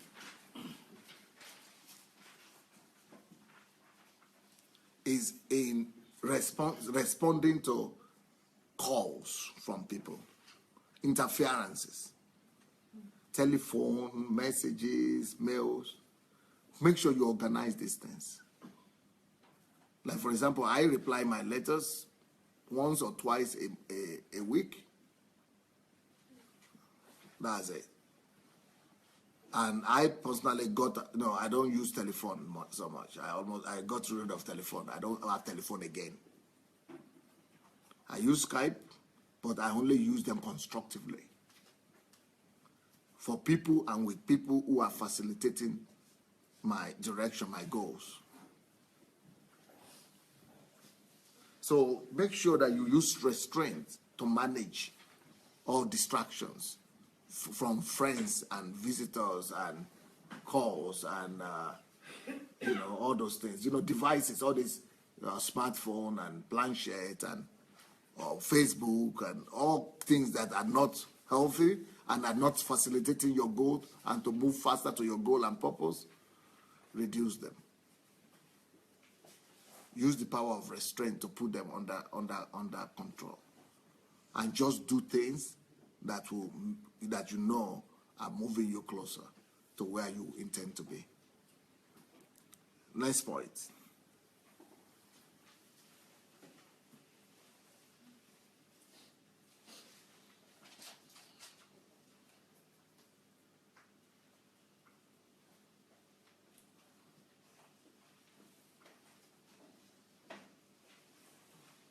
I don't know how to say this, but at least I will say this to those watching me on Skype. Use the power of restraint to learn to say no, especially in regards to your church activities.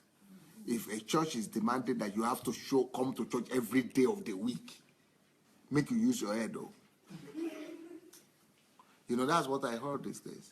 That pastors will intentionally put activities like every day of the week. How could you do that? In fact, I even heard that right now, all over Nigeria and everywhere, that people are coming to church for 3 months. They tell their members, you have to come every day from November, December, January. And in some places, December, January, February, you must be in church by all means. And then when you come, you must come with offering. I said, my God, though.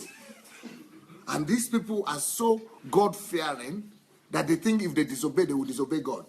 Because then they tell them you will miss your blessing for the new year. Yes, that you will not get it, whatever anointing the man was bringing. So that's why I just want to make sure, put this in. You need moral courage. And you need this power and force of restraint to be able to say, no, I put myself back. If I need to go to church, I go to church maybe once or twice a week. And if I have money, that's it. If I don't have money, I don't bring money every day to. In fact, some people are having services 2-3 times a day, and you must bring an offering for those 2-3 times a day. Exploitation. So anyway, this is the world. This is the way the world is. And it's not just church world. It's all the world around us. Everybody is fighting for you, to exploit you, to take dominion of you, to take advantage of you. If you don't take control and take charge over your own life, that is what the whole world is looking for. Looking for people who are free, who are too gullible to take control of their own lives, so that they will manage your life for you. but they will manage it the way they want for their own goals and purposes only. And you just jeopardize your destiny. And you'll be thinking you are faithful to God or faithful to man of God or faithful to something. But your vision and your purpose in life is paramount. It's more important than any other person's project. But you need the power of constraint to be able to do that.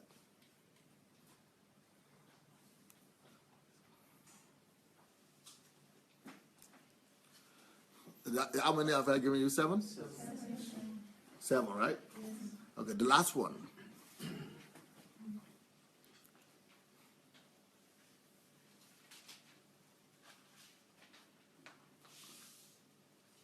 Make sure you have time to rest or a recreational time for yourself, but learn to use your creational time or vacation time to be productive as well.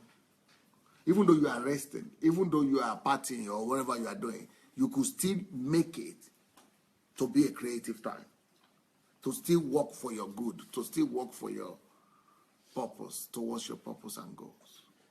So even when you are relaxed and when you are resting and when you are playing or when you are doing hobby or something, find a way, find creative way to grow at that time, to listen at that time, or to exhort other people at that time, or to be exhorted at that time, or to disciple. Okay, for example, I met this new year, for example, I was talking to one of my members, and I was saying, what are you doing in the new year?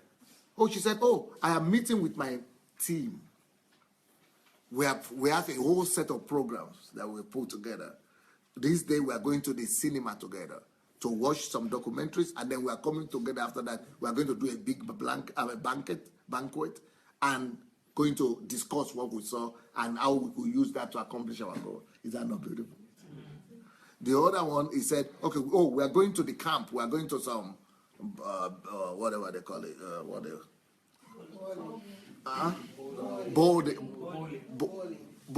bowling.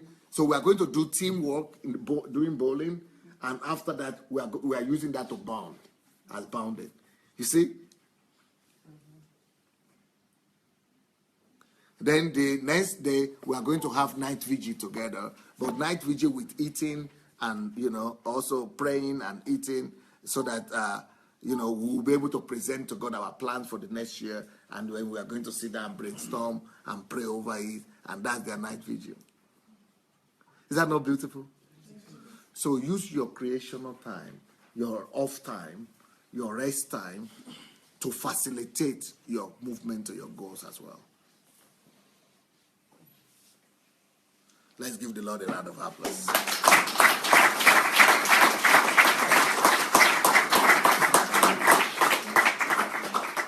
So propel your life. Or what was the word I used that I said I liked? Catapult your life forward in this new year with the power of restraints. Did anybody receive anything? Yes. Now our time for the program is over for you people on Facebook, but if you want, we could keep it on because we are still going to continue here. Should I put it off or I should just keep it rolling? I want to hear you people from Facebook. And meanwhile, don't forget to share the link, please. Let's go ahead and share the link, share the video. So under this video, you will see the share button. If you have not yet do it, please go ahead and share the video, please. Go ahead and share the video. We are going to continue we are going to do the interactive part now. So everybody is saying keep it on, right? Keep it on, keep it on, keep it rolling. Okay. Where is Frank? Now your job be that. All right. Now what we are going to do is that I need a few of you, maybe 5, 10 people, to raise up your hands and tell me what you think you got for yourself from this teaching, and what do you think this could do for you, or what you are going to use it for. You should give me a feedback. what you got, what is happening to you, what's going on in your mind right now. If you don't do it, if I don't get 5, 10 people on time, some people are already going now. How do you know? Now you are outsmart me. You are outsmart me. Okay, where are the people? Fast. 1, 2, 3. Come here. Out. Out. If you are not walking fast enough, you are gone, no.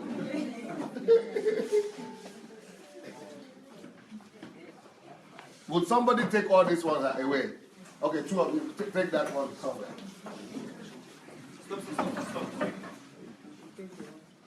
Yeah, you are lost your focus. You should be looking at there what you are showing. You are not showing the thing. You know there are human beings there. Okay, go to the wall, towards the wall. It will be easier for you to be able to. You'll be showing the hall sometimes and us sometimes. Okay, you are the number 1. What's your name? Jumai Mohammed. Okay, so what is happening? Come here so that your voice is too low. You are speaking for the television too, so you have to make it loud. Okay. Today I got that you should use the power of restraint to control your mind. For example, before I heard about this message, I was victim to the letting daydreams take over and getting lost. Even me, I can't understand what you are saying. And they cannot hear you at the back. Are you sick? Talk now. I learned that you should use the power of restraint to control your thoughts and what goes on in your mind. Before I got this message, like I was victim to daydreaming and getting lost. I was doing what? Victim. A victim. I was a victim. Yeah. Hey, pronounce it no more. Say it so that we will understand what you are saying. Oh, that is the Joshua I was talking about. Oh, that's the guy who doesn't know him. That's the hero. I was a victim to daydreaming and getting lost in thoughts, but from this message, I've learned the importance of controlling what goes on in your mind and having up to 3 or 5 policies that you should always be constantly thinking about so you can achieve your goal and the goal that God has for you also. Will you translate for her? Yeah, I don't understand anything. Say it again. You have to start all over again. Because we have to teach you, look, you are going to take on your world. You are not going to be student forever. How old, can you tell your age? Is it prohibited? Okay, how old are you? 21. You are not going to be 21 forever. So if you are going to say, I learned this,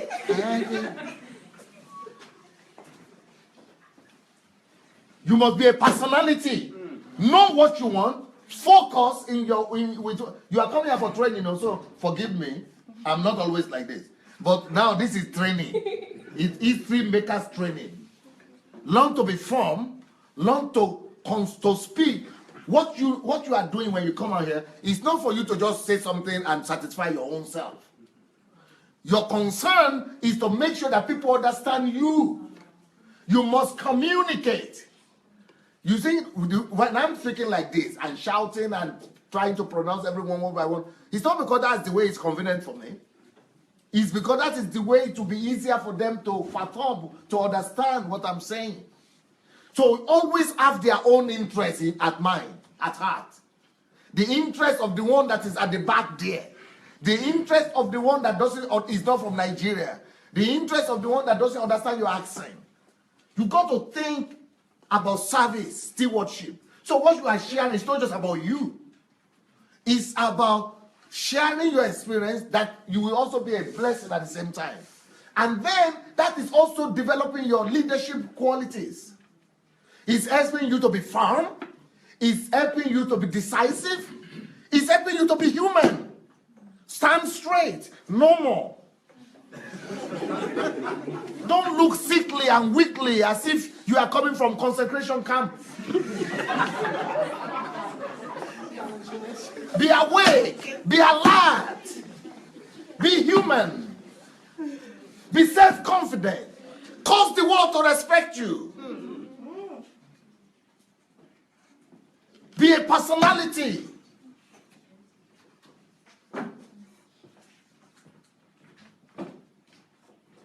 I'm going to call my 13-year-old one day to come and talk. Force yourself to be respected. That is also constraint. You don't do what is convenient for you. The losers in life are the people who can afford to do how it's convenient for them. That's why they're losers. Winners in life, they force themselves to be how they need to be. Losers do what is convenient. Winners do what is not convenient, but what is necessary. So start all over again. What's the name again? Jumai? Please, Jumai. Like I said, forgive me, or it's not. Where are you going?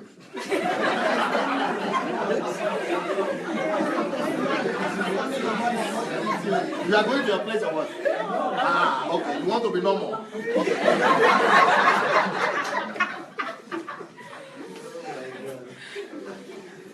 Okay, good evening, everybody.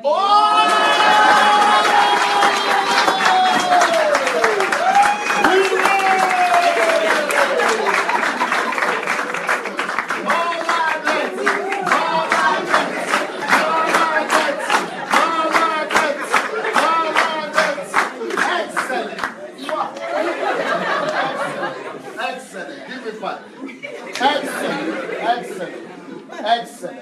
Beautiful.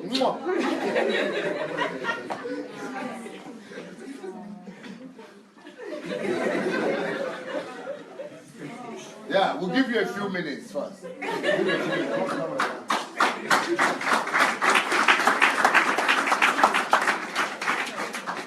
Good evening, everybody.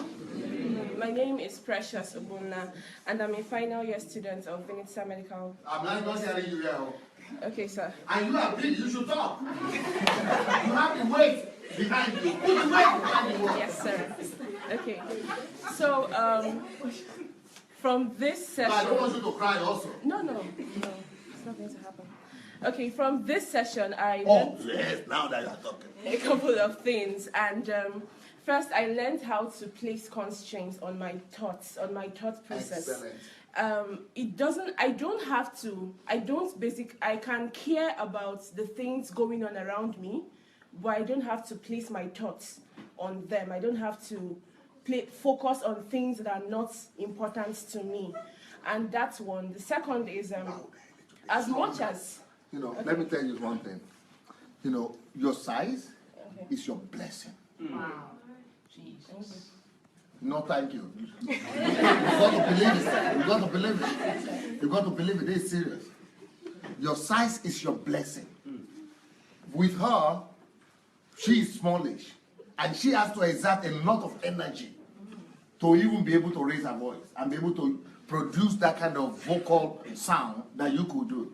But you are already blessed by God with good sound. You must use that to exert your will and your thoughts upon the audience. You must be able to control the environment more than I can do it.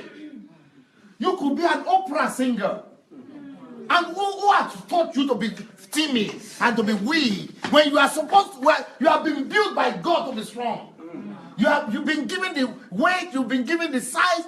Use it to your advantage. Everything. Don't believe the people in the newspaper or in the television saying if you are big, then you are disadvantaged. That is a lie. God knows your destiny. God knows what you need to do. God knows where your advantages lie. What are your advantages? Use it proudly. Don't stand timid. If you are big, that's your trump card. That's your trump card. Use it to assert yourself. Walk about confidently. Throw yourself to people. Can't let people count with you. Your confidence must be like 10 times like the one you have right now. You are underrating yourself. And you'll meet God one day because I gave you the potential. I gave you the size. I gave you the energy. I gave you but you are putting it down by yourself. It's another thing for her. She has to take it from somewhere. But you already have it. Confidence must be oozing out of you. energy, power must be coming out of your words. Please, start all over again. Okay. Good evening, everyone. My name is Precious, a final year student of Vinitsa Medical University, and I'm here to talk about what I learned from today's session. I learned about the thought process, about putting restraints on my thought process, about not caring, not focusing on things that have no bearing or no importance to me. About learning how I learned that I need to make sure that my thoughts. Excellent. Now you are getting it. You're getting there. You started getting there now. Beautiful. Beautiful. You are just about to enter into it right now. Beautiful. Beautiful. Basically, my thought is where everything about me starts, and the rest of it has to start from my thoughts first. So if I have no control over my thoughts, then I cannot have control over my life. That's the first thing I learned. Then secondly, I learned that I have to control my society. I have to control what I think people think about me. I have to control what I think the society expects of me. I shouldn't do things that society expects. Excellent. I should do what I need to do in that situation. That's the second. And then I learned that I have to control my time. Beautiful. I have to control my time. I have now to we are learn seeing how the real. to. What's your name again? Precious. We are seeing the real Precious coming now.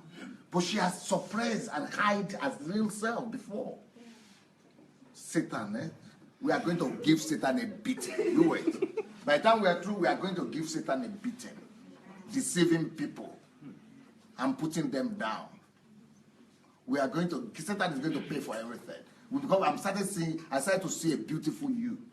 I started to see a confident you.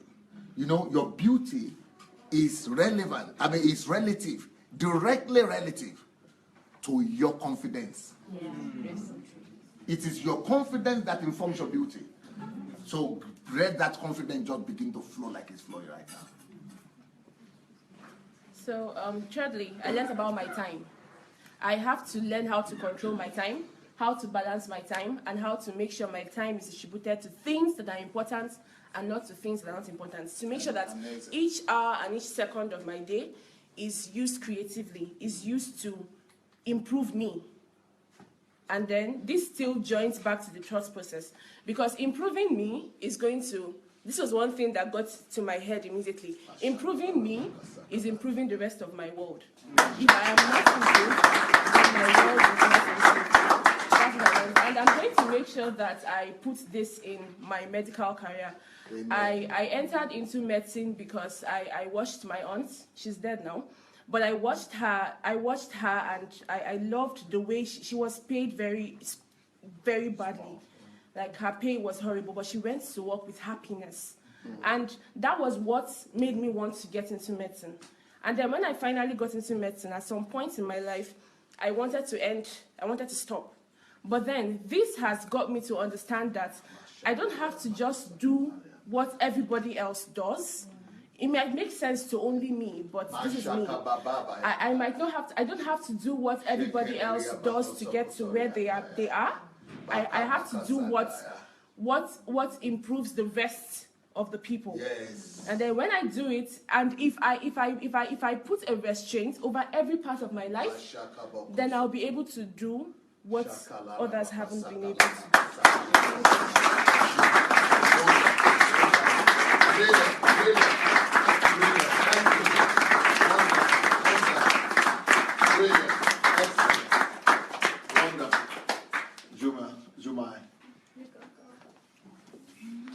Good evening, everyone. Good evening. My name is Juma. Thank you. My name is Jumai Mohammed. I'm a fourth-year student of... Oh, look who came. That's my wife. Oh. Hello, princess.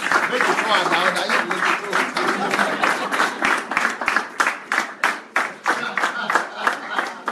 You know, I was telling you people that my wife just came and he was putting the camera on me.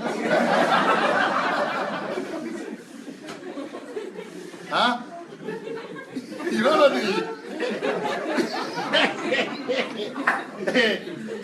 You should know who is the one controlling the movement. Who the hero is at the right time. When she comes in like that, I cease to be the hero, she ceases to be the hero, everything goes back to her.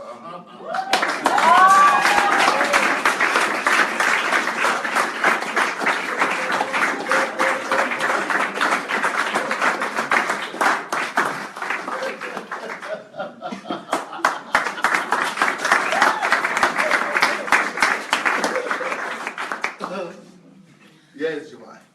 I'm a fourth-year student of Vinita Medical University. Firstly, from this session, I've learned how to be more confident in 1 minute and expressing myself, making a stronger entrance and learning to be more confident. Also, from this session, I've learned that your mind can also be a brothel. Like, just letting anything pass through, it's like you can also compare yourself to people that we put down so much as prostitutes. Like, you should learn how to build a border, like Pastor showed us the two borders over distractions, how not to let entropy take over, like how not to let so many things get into your head so that you don't know which one your goal is, where you're going to, that you should learn to build a wall so that you can get your goal and also the goal that God has placed for you. And also learned about time, how to divide your time sensibly, like you don't just have activities just for having activities' sake. Like, you should have activities that will build you, and you should have activities that will add more to your goal. And about the mind, you should have like 3 to 5 things that we want to achieve. We should not just have just any goal. Like, we just shouldn't have any goal. We should have like 3 to 5 policies that and I think that those 3 to 5 goals should not just be like your own inner desire. You should get informed. Like, you should go into prayer. You should get it from God also. Like, it should not just be your own desires or what you want to do. Or if you feel like, okay, I can impact. Okay, if you feel like you're compassionate, you feel like, okay, I can go out and help people or give people. If God hasn't directed you to do that, then I don't think like you should go out and just start to help people out. That's what I learned from this. Excellent.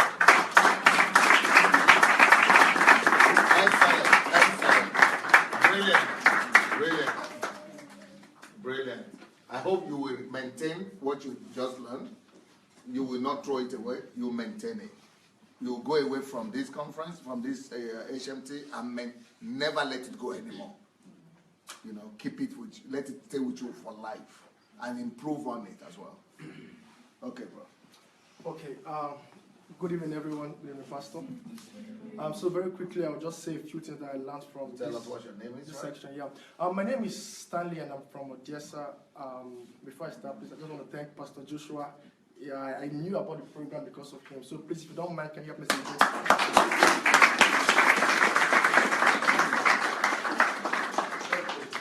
So very quickly, I learned so much in this section, but I want to pick out a few points that are really personal to me. And the first thing is that Pastor Sandey said that we have to build constraints to guide our aspirations and desire. Now, this is very important to me, sir, because as a human being, when you get a goal, there are a lot of things that can distract you. Right now, we're living in an age where anywhere you look, there's a distraction. Yes. Now you have your mobile phone or your laptop, there's always a distraction. As a matter of fact, church itself is a distraction. Yes. School can be a distraction. So like he said, you have to build a constraint. One thing I learned from what he said is that constraints are something you build consciously. They don't just happen. These are something that you build knowingly and consciously. So when you build constraints towards your goal, what it helps you do is that even when you lose, as human beings sometimes we lose zeal, even when you lose zeal, you don't fall off. You like fall to the wall and then you come back. You don't. So it helps you. But when you don't build constraint, everywhere becomes a direction. Once you fall to this side and you look to one side, you just It's keep become going a that way. direction. Everywhere becomes a direction. So That's well said. as a human being, we have to build constraints so that we can be focused on our particular goal and our purpose. So that's the first point. Another thing I learned that I took so personal is he spoke about mind. That we have to build constraints to our mind. Now, I believe that everything in this world started from the mind. Started like the Bible says, out of the abundance of the heart, the mouth speaks. Now, what you speak came from what you had inside. Now, what you speak will eventually become your habit, your character, which will eventually become you. Do you understand? So, if you guide your heart, if you put a constraint to the things that you think. Now, imagine, like Pastor Sandei said, that imagine you have just 3 things that you focus all your life thinking about. Your outcome will be sharp. The outcome will be very, very, very sharp. So what I learned is, there are so many things that I think about. I'm not even going to lie to you. Either I'm thinking about football, or there are a lot of distractions, and we can't tell. We are youths. Do you understand? But now I will consciously build a constraint. Now anything that is not pushing me towards my goal is going out. It's going out. And the third thing that he spoke about is time. The way he said it, Pastor, you made me understand that life don't have too many things to offer, only one, and that thing is time. Now, it depends on you to convert time to anything that you want out of life.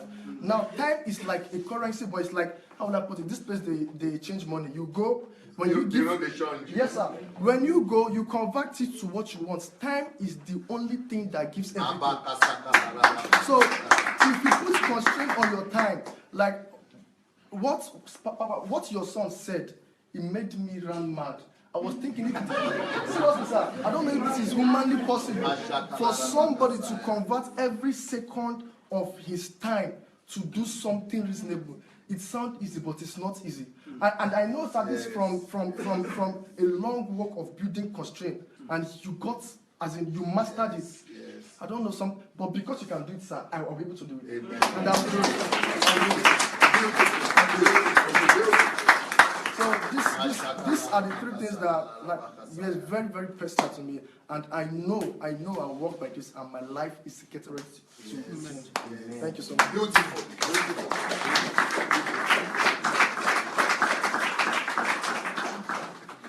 Good evening, everyone. Everyone has said everything, and I just have one thing to say, and it's very powerful for me. You know, what a way to start a year. And the most powerful thing I got this evening is the power of restraint is not just for sin. Because for me, I feel that was the only thing I was just focusing on, how to restrain myself from erring against the ways of the Lord. But I also learned that I can use it to push me to that very place I want to go. For me, that's the most powerful, because we are so conscious of not sinning against God. Whereas the same energy can be converted to take us to that very place. Because as Pastor was speaking, it was just the picture of Jesus that's on my mind. Seeing that Jesus was conscious about everything. He restrained his movement, everything he wanted. Jesus was not conscious about sin, but yet he overcame sin flawlessly. For me, that's powerful.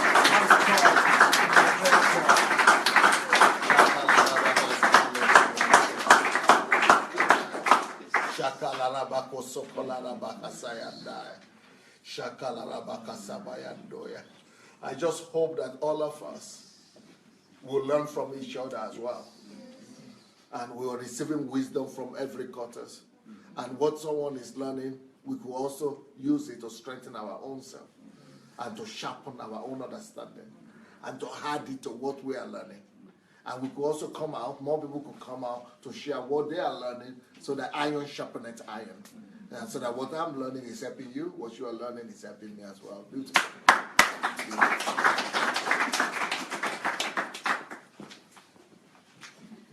Good evening, everyone. Good evening. My name is Anastasia McDonald, and I want to share my understanding regarding the restraints and our environment. What I'm about to say is very, very important, because you just need to understand where I'm coming from. So I was born well, not born, but I grew up as a very quiet, very intimidated person. And it was a time where my mom used to tell me, even used to beg me to open my mouth and talk. So what I'm about to say is on behalf of people who are quiet, people who are introverts, people whose introversion is used as a curse or is looked down upon or is frowned upon. So when it comes to the environment, I have learned from Pastor Sandey that it's a beautiful thing. Being a quiet person for me and my environment means that I can retreat into my house, my space, my world, do self-education, do all the education and empower myself, then come out and share it with the world. That is me. And so my introversy is not a disgrace. It is not something to be frowned. Actually, it is something very beautiful.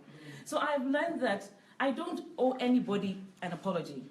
When I retreat for hours and hours and hours, I'm in my secret place. I am empowering myself. I'm using that time for self-education. I realize that God has made me this way, the power to be able to retreat for a long time. But when I come out with power. And I affect people deeply, intently. So that's what I've learned this evening, the power of constructing yourself as an introvert to empower masses of people. Thank you. Anastasia, all your friends are sending you greetings from here. Ngoya Sharis is greeting you. Gift Blessing Amos. Elizabeth Ali said, that is my queen. Joyce Arrow, they are greeting you. Ola Martin. Everybody is just extending their love to you. Bless. Yes, please. So good evening. Good evening. Good evening. So I'm Dr. Lavanya. I'm from India, and I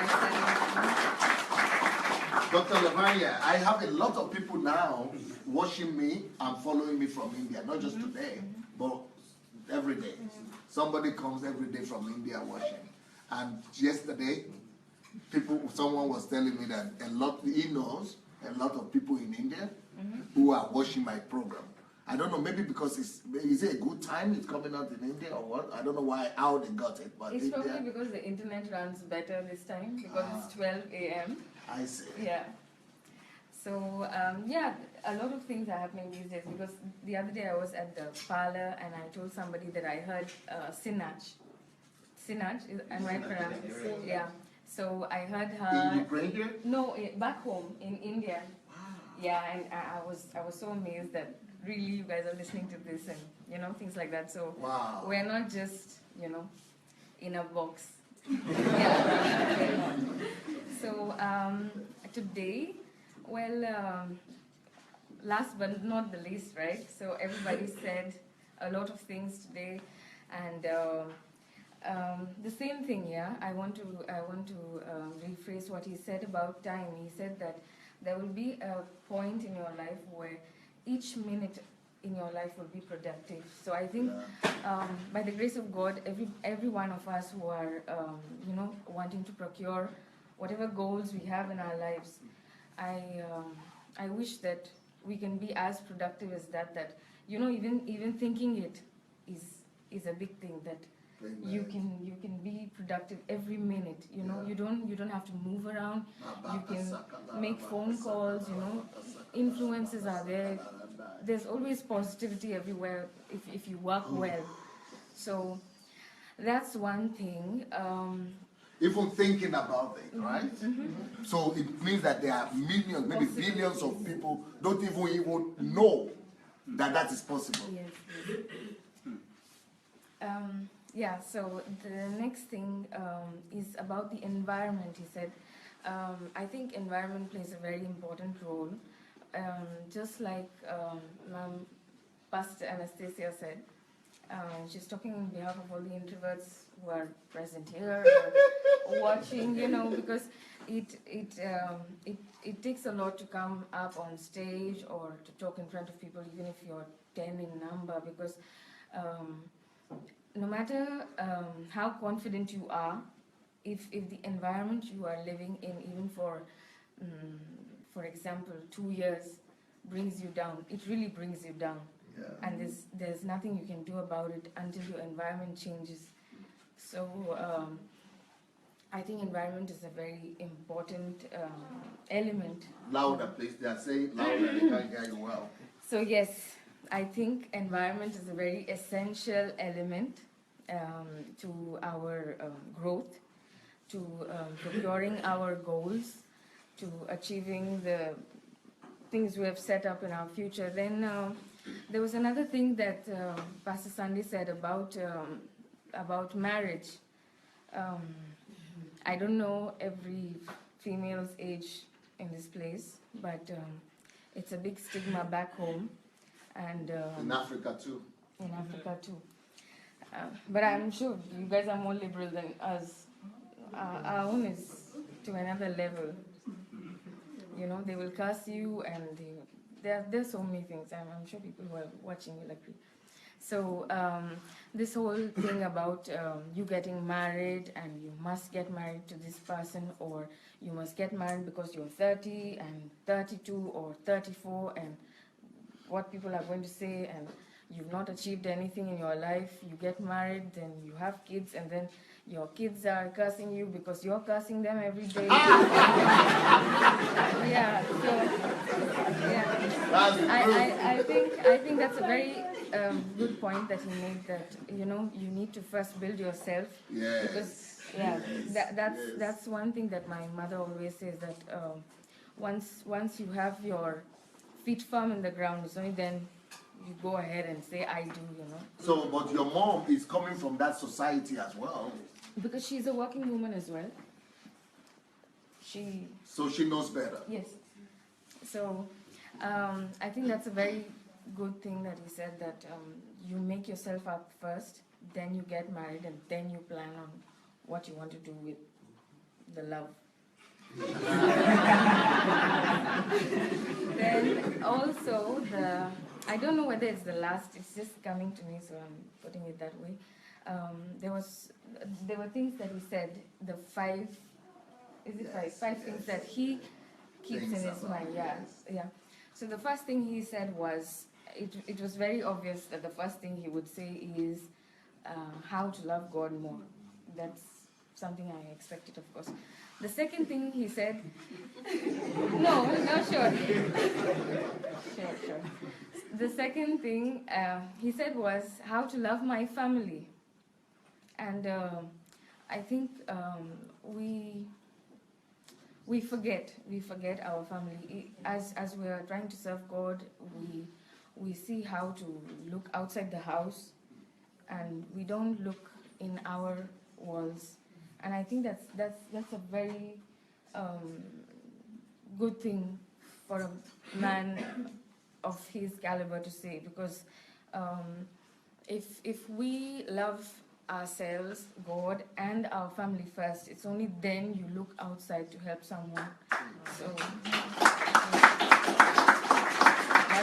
that's something else, because I've seen a lot of people who in the name of serving God, look outside, but their family is suffering, or you don't want to even look at what they're doing. Your child is crying, you don't care, you want to go and help a widow out or something, those kind of things. So I think that's a very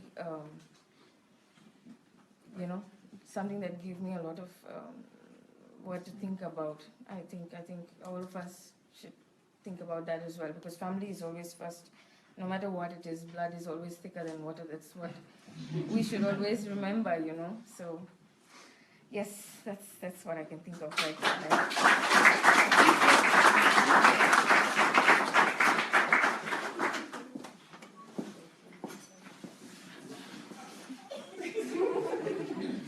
Okay, good evening, everybody.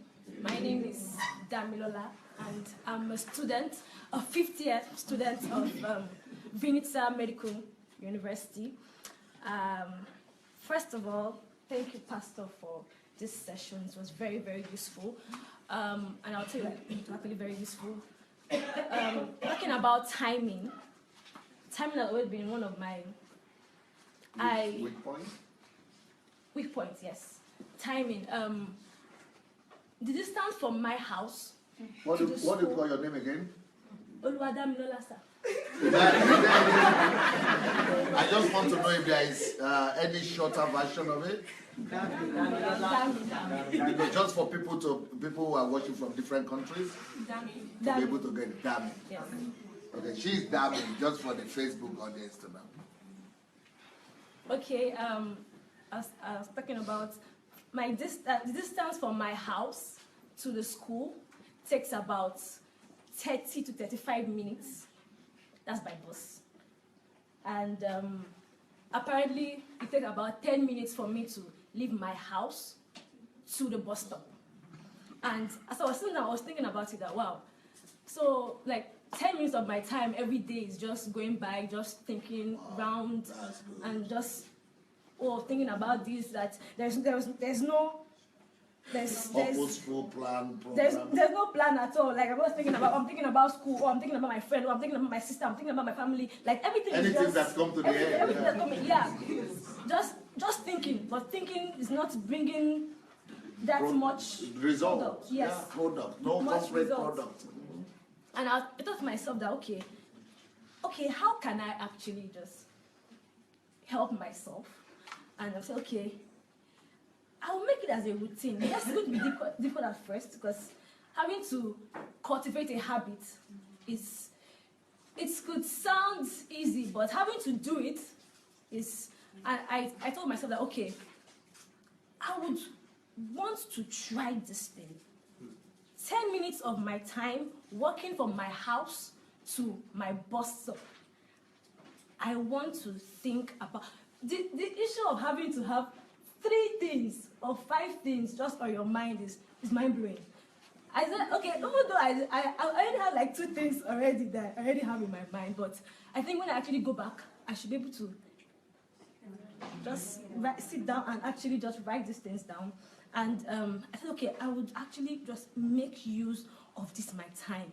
Hey, Damilola, time is going, like, time is just going. The seconds now, I can't really get it back. So I will try as much as possible. Do you know, Damilola, that is actually why the rich people, really successful people, try always to have a driver. And not because they cannot drive. But when you are really rich, it's not because you can stop driving, you cannot drive yourself. But they value time at another level. So the 2 hours they would have spent driving on daily basis, that 1 hour for them is $1,000 maybe. Then the 2 hours, it means $2,000. That's their time. That's how much their time is costing. So because they could be converting that same 1 hour to and fro, using it to produce products that are even going to be much more than the 1,000. So they would rather use out of that 1,000 of their salary one day, 1 hour, that's just 1 hour of their day is 1,000. They would rather pay 2 hours, 1 day of their salary, of their hours, 2 hours of their hours, 1 day, to pay for 1 month the driver. The driver is receiving $2,000 a month. That is just 1 day for them. Instead of using 30 days, 2 hours, 30 days wasted driving, they could be producing things that will be much more valuable, products every day. That 2,000 that they pay him in a month, they are producing it and retaining it and multiplying it every day, 30 times. So, because the people who understand the value of conversion and the value of time, that's what they do. That's how they use their time. They use wisdom. They use money to buy time. So, by paying the driver $2,000 a month, they are buying back that time, but they are not just buying that back 2 hours. They are buying back a whole month that they would have used driving, not doing anything, just doing emotional things that, instinctively, that instinct could do. So they could use that to buy a driver that they will pay less, and then instead of, they pay him $2,000, but they are making maybe $200,000 for that same time. Because time is the product from which everything else is made. Time is the product from which money is made. Time is the raw materials that produces every other thing. Time is the raw material from which money is made. Time is the raw materials from which people, children are made. Human beings are made. Everything is created out of time. If you know the power of time, you will know that your time could be converted to create everything you need. As a matter of fact, if there is something that you don't have today, it's because you have not spent your time to buy it. If you have not spent the currency of time to buy what you need, that is why you don't have it. But anything you have and possess today also is because you have taken your time to procure it, to buy it. Or you have spent time to make money, but you are spending time to make money. Like, for example, when they pay you salary, it's because you have spent a certain amount of days, time. Then they pay you, they return money for it. So you exchange your time for money. That is how you exchange time for everything you need as well. So time is the thing, is the currency through which you can procure and possess and buy anything you need. So time is the most valuable thing you could ever possess. So that is brilliant. So spending 2 hours or 30 minutes to and fro every day and not doing anything, just battling with all kind of rubbish thoughts that are coming to your mind, is a waste. And you could have done so much more. And that's why what my son said about my wife and about myself, that is why we are living like that. And that's all his life. That's what he has said. So it's not by accident that we have the kind of life that we have. So brilliant that you noticed that. And I learned to, actually so much things actually. I learned to say no. Brilliant. Yes, I learned to say no, and I learned to more of like, to learn how to structure myself, know when to say yes and know when to say no, having to balance school and having to balance church, having to also balance, having to communicate with people, with my friends, with people around me. I also learned one important thing about having to respond to calls. It's very important to me because having to respond to calls even it improves me in a way, and having to respond to calls there's no how, if you don't say, just call this person and this person is impacting is impacting knowledge, is impacting something that you actually need for the future. So I've learned to always, it's not every time that you just, I'm bored, let me call this person will keep me company, and the time is wasting like that. So I actually learned to always have the right people to call. I can call my dad, yes, and we'll have something to talk about, yes, but people around me also, here in Ukraine, who I can even go and meet self, this is actually going on, this particular thing is actually going on. Like, people that will just impact your life in a way. Yes, I have friends that will gist and while away time, but sometimes that you actually need something. And you don't necessarily need to call people. You could actually be in your room in Ukraine, in your dormitory, and become the best friend to Bill Gates or Mark Zuckerberg.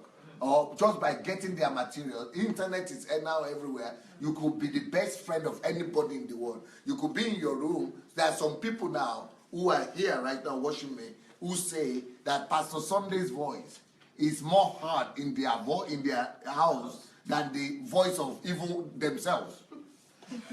Yes. They said because we are constantly filling our lives with material. So we are not wasting any time and we are learning constantly. We are building ourselves up. Thank you. Bless you, my Good evening.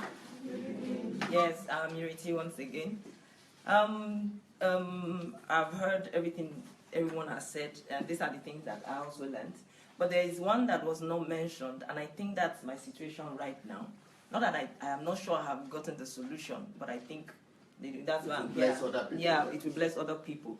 There was this illustration Pastor made about the walls. You know, I didn't consciously like have 3 things or 5 things that I want to concentrate in life. But I think my passion and love for God kind of built the walls, you know, for me to an extent, you know, though, of course, you know, calls, Facebook, you know, there are things that distract me out of it, but basically I stay within those walls, you know. But there's this part he mentioned where I believe I am right now, and it's painful to the point of, I'm just holding back tears. It's the fact that he said, you see, at a point, sometimes it's like the walls collapse. You know, the same walls you built to protect yourself, now sometimes maybe they collapse, and then you're trying to go in between, and it's like the same walls are like, you're just trying, there's no, it's like, in trying to get everything, just searching, and since I've been here, I've been trying, I've been gaining so much. I have this, it's like a clock. I don't know how to describe it in my head. It's not usual. This is my 4th time here, and each time I come, I always experience, I say, open heavens. You know, my mind is free, it's clear. I'm just experiencing God from the moment I enter, you know. But it's like all the burdens that I have, to do this, to do that, you know, children that are waiting for me, Nigeria, television show that must go on, maybe those things, I don't know, they are all there. I can almost say like demons that are just worrying this head, but I know they are not demons. You know, it's just my thoughts are not clear. So it's like they are not organized. They are not organized. They are not organized. You have not put a system of restraint over your mind. That is where the problem is. And when we live that life, can you imagine living a life and not putting your mind under constraint? You're just suffering. You are even suffering yourself. You yourself, you are a victim, and then you are the one that is being oppressed as well. And you are still, you know, it's so sad. It's painful. I understand your pain. So at this point, that's just where I am.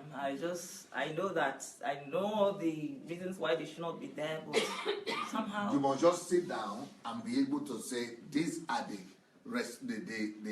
my priority, my 3 or 5 things that I will allow myself to think about. And all others are out of this. From today, then you begin the discipline, because it will not happen one day. It will take a process.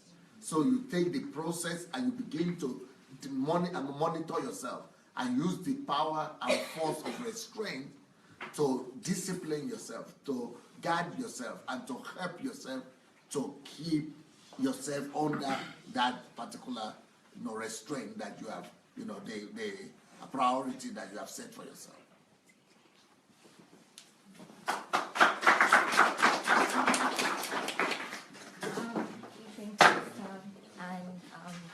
Evening church. I just want to share today what I learned. I was really motivated by each and every point, because I've been going through a season of my life where I've been wondering why things weren't working out the way I wanted them to work out. And really, I didn't know how to move forward, and I didn't know what were the steps that I needed to take. What's your name again? Zoe. Zoe? Yes. Wow. That's I have a daughter by that same name. Wow. I didn't know the steps to take. And then he said something about responding to calls. For example, I like to consider myself as a social network addict. Like sometimes I can be on Instagram, sometimes I can be on Facebook. And you see during that time... They're not hearing you, your voice is not. Like sometimes I can be on Facebook, sometimes I can be on Instagram, like for a whole hour, and see that after that I actually didn't do anything productive. And I asked myself, okay, what exactly was I doing? So Pastor today, he just mentioned about using those things constructively, like how he does Facebook live videos, and now he has over 250 views, or million views. A million views. And there's something also that he said restraint is a thing that will take your latent energy and put it in and catapult you to the future. So what I thought about was a rubber band, And with the rubber band, it has latent energy, and if you focus it, it'll catapult. I won't catapult you. It'll catapult you to the future. And if you stretch that rubber band, it has these two boundaries that he was talking about. So those boundaries will be the focus when you shoot it. And he also mentioned about that is the secret of David, right? yeah. He also spoke about having time for yourself, like recreational time. Sometimes, you know, when you're a successful person, you think, okay, maybe if I'm having recreational time, I'm not being productive. But he said in that recreational time, be productive, meet with people, you know, organize and move forward. So yeah, thank you very much. Okay, guys. Значит, завтра вы позвольте им, чтобы они успели отдохнуть, чтобы мы так же сделаем. Передача будет учение и сразу это самое, чтобы они, чтобы у них было нормальное время, чтобы хватало. So I hope you got something for yourself, everybody. Not just the people who came out, but every one of us, right? Yes. And get ready for tomorrow.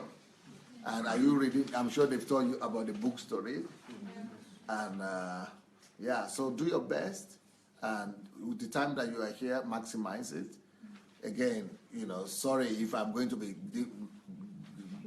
correcting you and really firm, because you might not have the second chance any longer. You might never have the opportunity of coming to learn from me and also.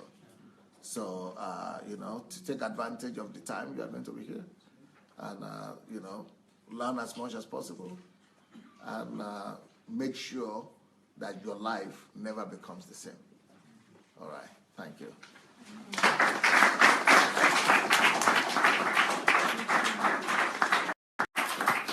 Okay, now to my Facebook audience. To my Facebook audience, I want to say now I will be ready to let you go. Today is the end of the class with the students here, and I will be back tomorrow morning as usual, and we'll try to see if we could have some longer class and opportunity for you to learn as well. So have a wonderful, wonderful evening, and don't forget to go share the link. If you have not yet shared the link, everyone, share the link and let other people know that they could be blessed by this, and write something for them. Write some, remarks and some comments in your sharing where you share so that people could be able to receive. All right. And don't forget the last night's message, like I said, 15 reasons why we pastors must change our message in the new year. Okay? God bless you all. Good night. Bye.